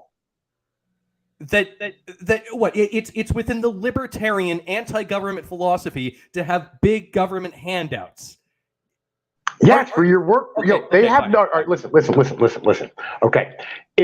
let me put it this way. So, if you had a worker, right? And let's say you're an NFL fucking head fucking manager, owner guy, whatever, right? And like you wanted to get a quarterback from somebody the fuck else, right? But like you don't want to pay for his whole goddamn contract, right? Because like he's fallen off some. Right, like say, like you're picking up Tom Brady, and Tom Brady's owed 45 million next year, but you're like, you know what, Tom Brady's really only worth 25 million. So you know what, you're going to eat 20 million of that. It would behoove you to go like, you know what, I'll take 25 million off your salary cap, but you're going to cover the other 20 million, right? And like, yo, that would be a great trade for you because you just got a quarterback for 25 million, and he's getting 45 million, right? And the other fucking team is paying the other 20 million, right? That was a great deal for you. That's libertarian. That's 100% libertarian. Now, if I want to hire a worker, but I don't want to pay him a ridiculous amount of money, and the government is willing to stand here and eat part of their goddamn salary, right? Because they don't produce enough for me to be able to fucking pay them the amount of money that it would cost for them to live. And the government's willing to pay them the rest. Why wouldn't I take advantage of that situation? Well, exactly. no, I'm trying to tell you, bro. I'm trying to tell you. I'm. Let me just say that. Okay, so you can say that the people are selfish. And yeah, I mean, absolutely. Wait, hang on. Wait, I gotta address Dan S in the chat. Okay. What up, man? Like, yo, you all right, bro? You okay, man? Like you said, address the chat. I'm reading the chats. I'm reading them, my brother. I am. Okay, I am fucking reading them. Okay. You know what I mean? Like, yo, like fucking, that's where I am right now. You know what I mean? Like, that's where I'm at the moment. I'm reading them all fucking chats. I got you. I see you're here, my brother. What do you have to say? You know what I mean? Like, real shit that, like, yo, you're worried about right now. Okay, like, put it in the fucking chat. Tell me what you're worried about. At the moment, we're having a conversation about libertarianism. I already covered the Mississippi thing. All right, legit. I covered that fucking, you know what I mean? Like, fucking yesterday, the day before. Fucking go look for the fucking video if you're interested. Go ahead, my brother, please. Yeah. So yes, people tend to be selfish. I agree with that. But what you're conflating is that people can make selfish actions with a philosophical viewpoint. The philosophical viewpoint is not, oh, hey, you know what? You're opposed to the government unless there's already a government, and if there's a government, then just exploit the shit out of the government as much as you possibly can. That's not the libertarian philosophy. Maybe some people do try to exploit the government as far as they can. Maybe people are. Wait. I have one more. I have one more piece to add to this. One more, real quick. I'm sorry. Your responsibility is not to the people of your area. Your responsibility is to the shareholders. By the way, that's what you care about, because you know what, you will lose your job if you don't motherfucking stand here and, you know what I mean, make sure that fucking profit margin goes up, the fucking share goes up. I'm very much in support of that, because you'll notice that when corporations when they try to think beyond their profit margins, and they try to make a cultural and societal impact, you get the go woke go broke thing that we've seen all over the place, where these companies are doing weird shit that is not actually beneficial for the profit margin.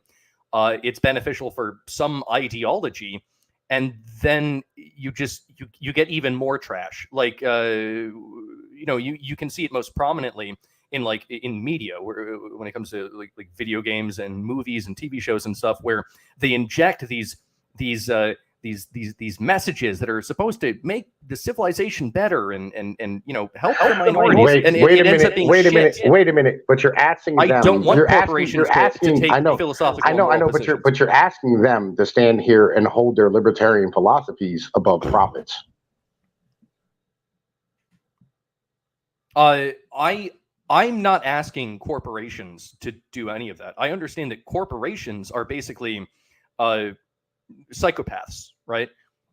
Fundamentally, the larger a corporation, the more people are involved with it, the less human it is. It's really just a hive of humans, and it lacks any sort of idea of principles or ethics or morality. It's trying to generate as much money as it possibly can.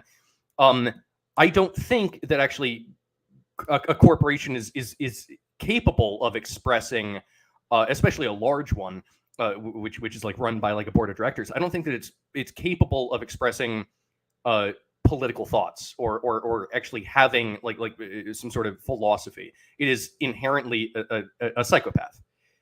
So I'm not okay. What I'm saying is though, right, is that what you have to understand is libertarian principles are support the shareholders. By the way, what up, pops? Right, fucking like yo, and axing them harder. Okay, yo, so like again, libertarian principles are make profit, right? And if somebody else is going to stand here and support my workforce so that I can make more profit, I will do that. That is libertarianism. No, They don't.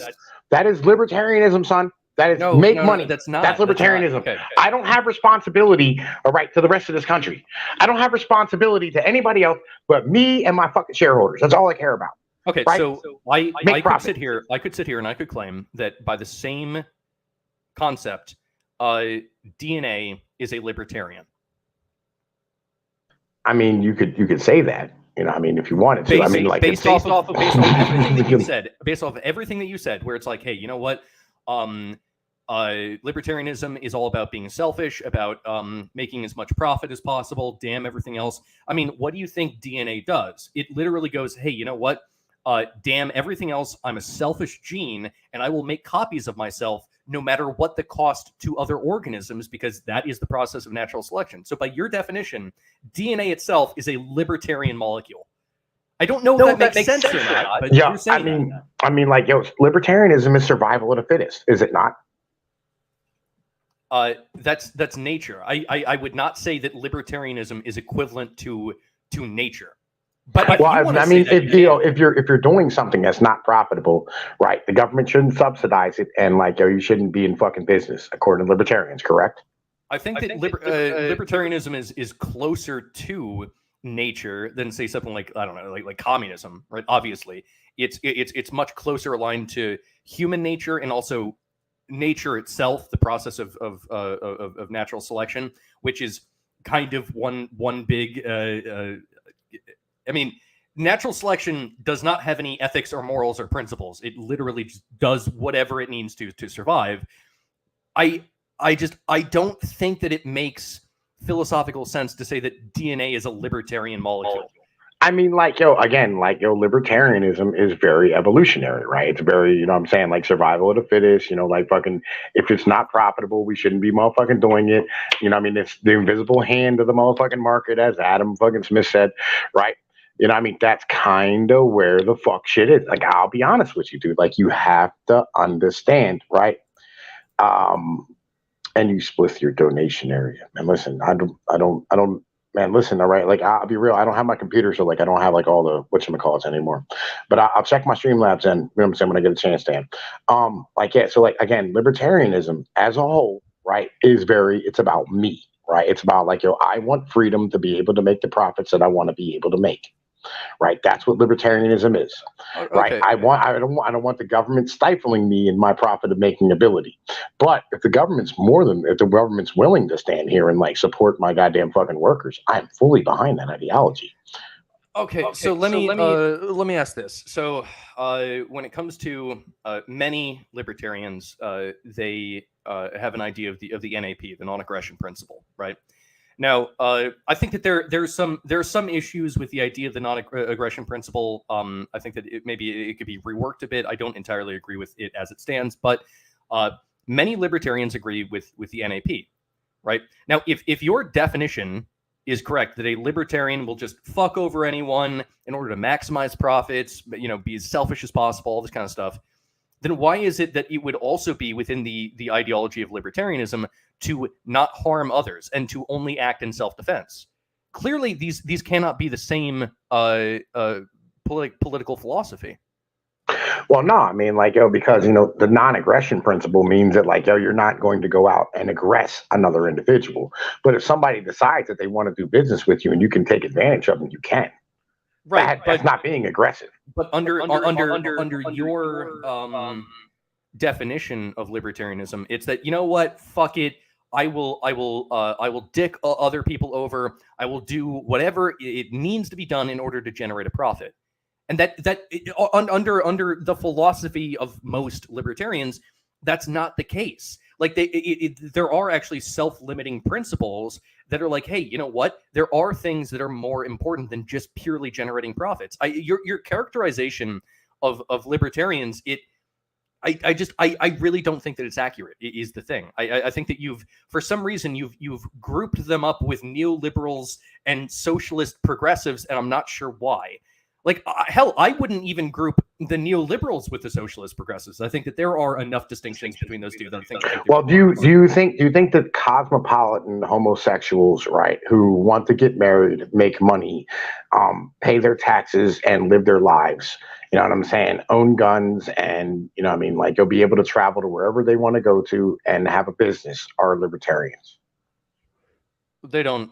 No, they could have any political ideology, but is that allowed within the libertarian structure? Yeah. Yes, it's 100% allowed inside of a libertarian structure, right?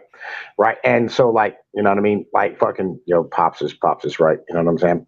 Libertarians, right, legitimately are all about, you know what I'm saying, making a profit. As long as you're turning a profit, right? As long as you're standing here, you're adding to the structure of society by turning a profit, right? You are acting in the libertarian principle.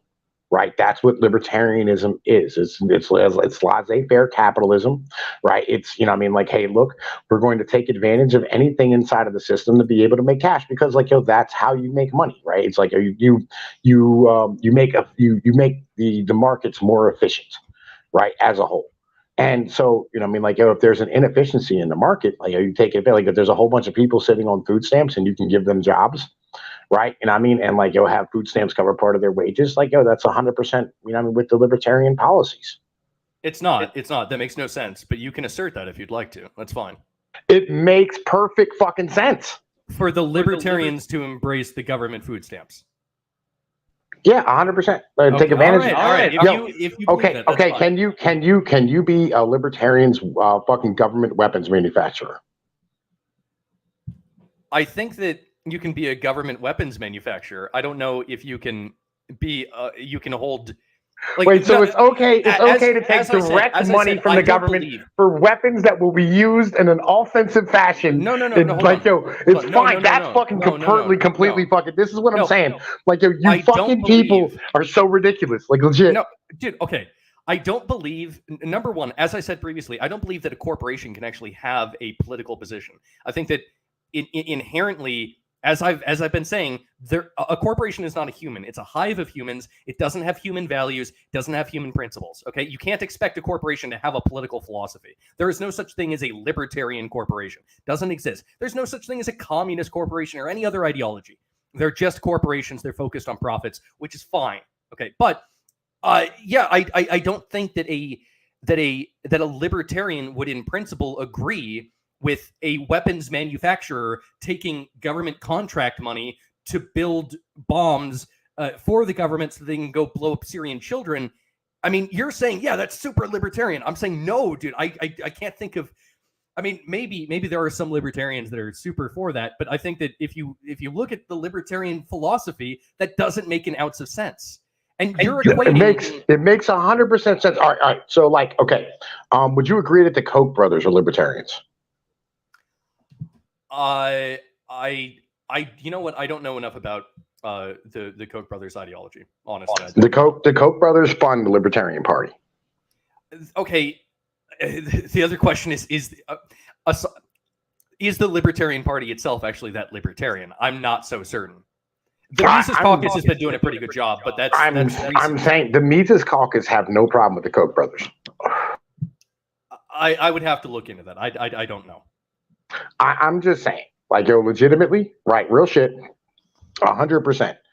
If you were a libertarian and you started a business where you built guns, right, and you had government contracts to build guns for the fucking government, right, and you were taking government money to build guns, right, you're still a libertarian. Like, you can be a libertarian and do these things. You would be a libertarian that's going against your own principles. Yeah, I mean, that can occur. Like, people go against their principles all the time for selfish reasons. Yeah, I'm not disagreeing with that. But that's not a libertarian action that you're taking. You're just going against your principles. No. There are no principles in libertarianism, is what I'm saying. Like, legitimately, like, it's about profit. Like, as long as you can make a profit, that's libertarian. like you're saying that you can't be a libertarian and be a gun manufacturer. You can't be a libertarian and motherfucking like have a business where your employees receive motherfucking welfare benefits. Because all these people who are like like fucking that own businesses that hire employees who collect some type of benefits from the goddamn government. All these goddamn libertarians who drive on government roads on a regular basis. Like, dude, again, libertarians have no fucking morals. They're about hold on. When it comes to the road problem, look, as I said, I'm not an anarcho-capitalist. Okay, the roads are an issue for the ANCAPs, all right, and they can decide how to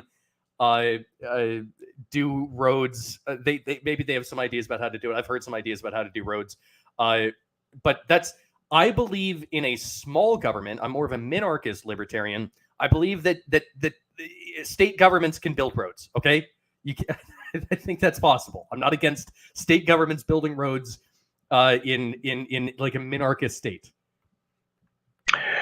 Look, real shit. Okay, libertarianism. All right, there's no difference between libertarianism, neoliberalism, and motherfucking progressivism. It's all the fucking same shit, right? Just with like different goddamn people advocating for it. Would you say the same thing about anarcho-capitalism? Would I say this? No, I would not say the same thing about anarcho-capitalists because they're anarchists. They don't want a government at all. But isn't the anarcho-capitalist also interested in just they're in it for themselves? They're super selfish, right? Like wouldn't they? Well, they are. Like anarcho-capitalists are liberals in the end of the day, right? Okay. But they are liberals in the end of the day. Between a neoliberal and an anarcho-capitalist, they're basically the same thing, right? No. Because the neoliberal. All right, so the anarcho-capitalist doesn't want any government at all.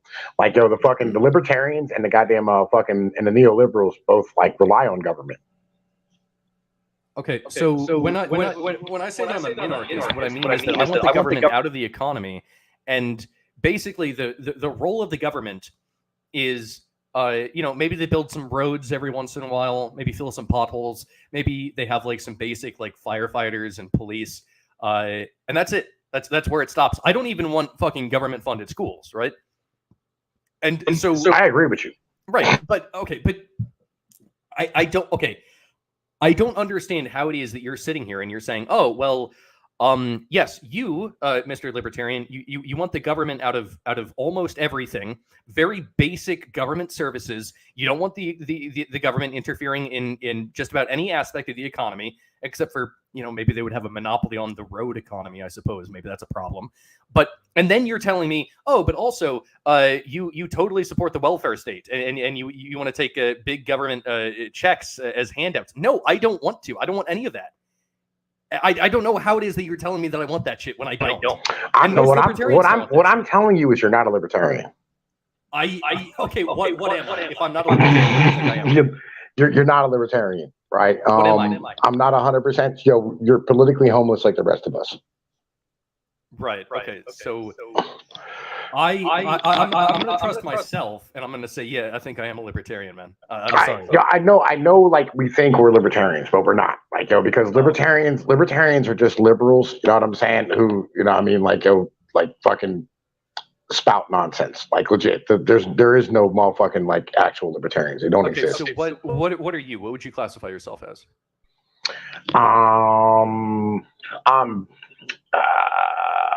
Trying to think here. I'm part of the deep right. That's what I am. I'm part of the deep right. The deep right.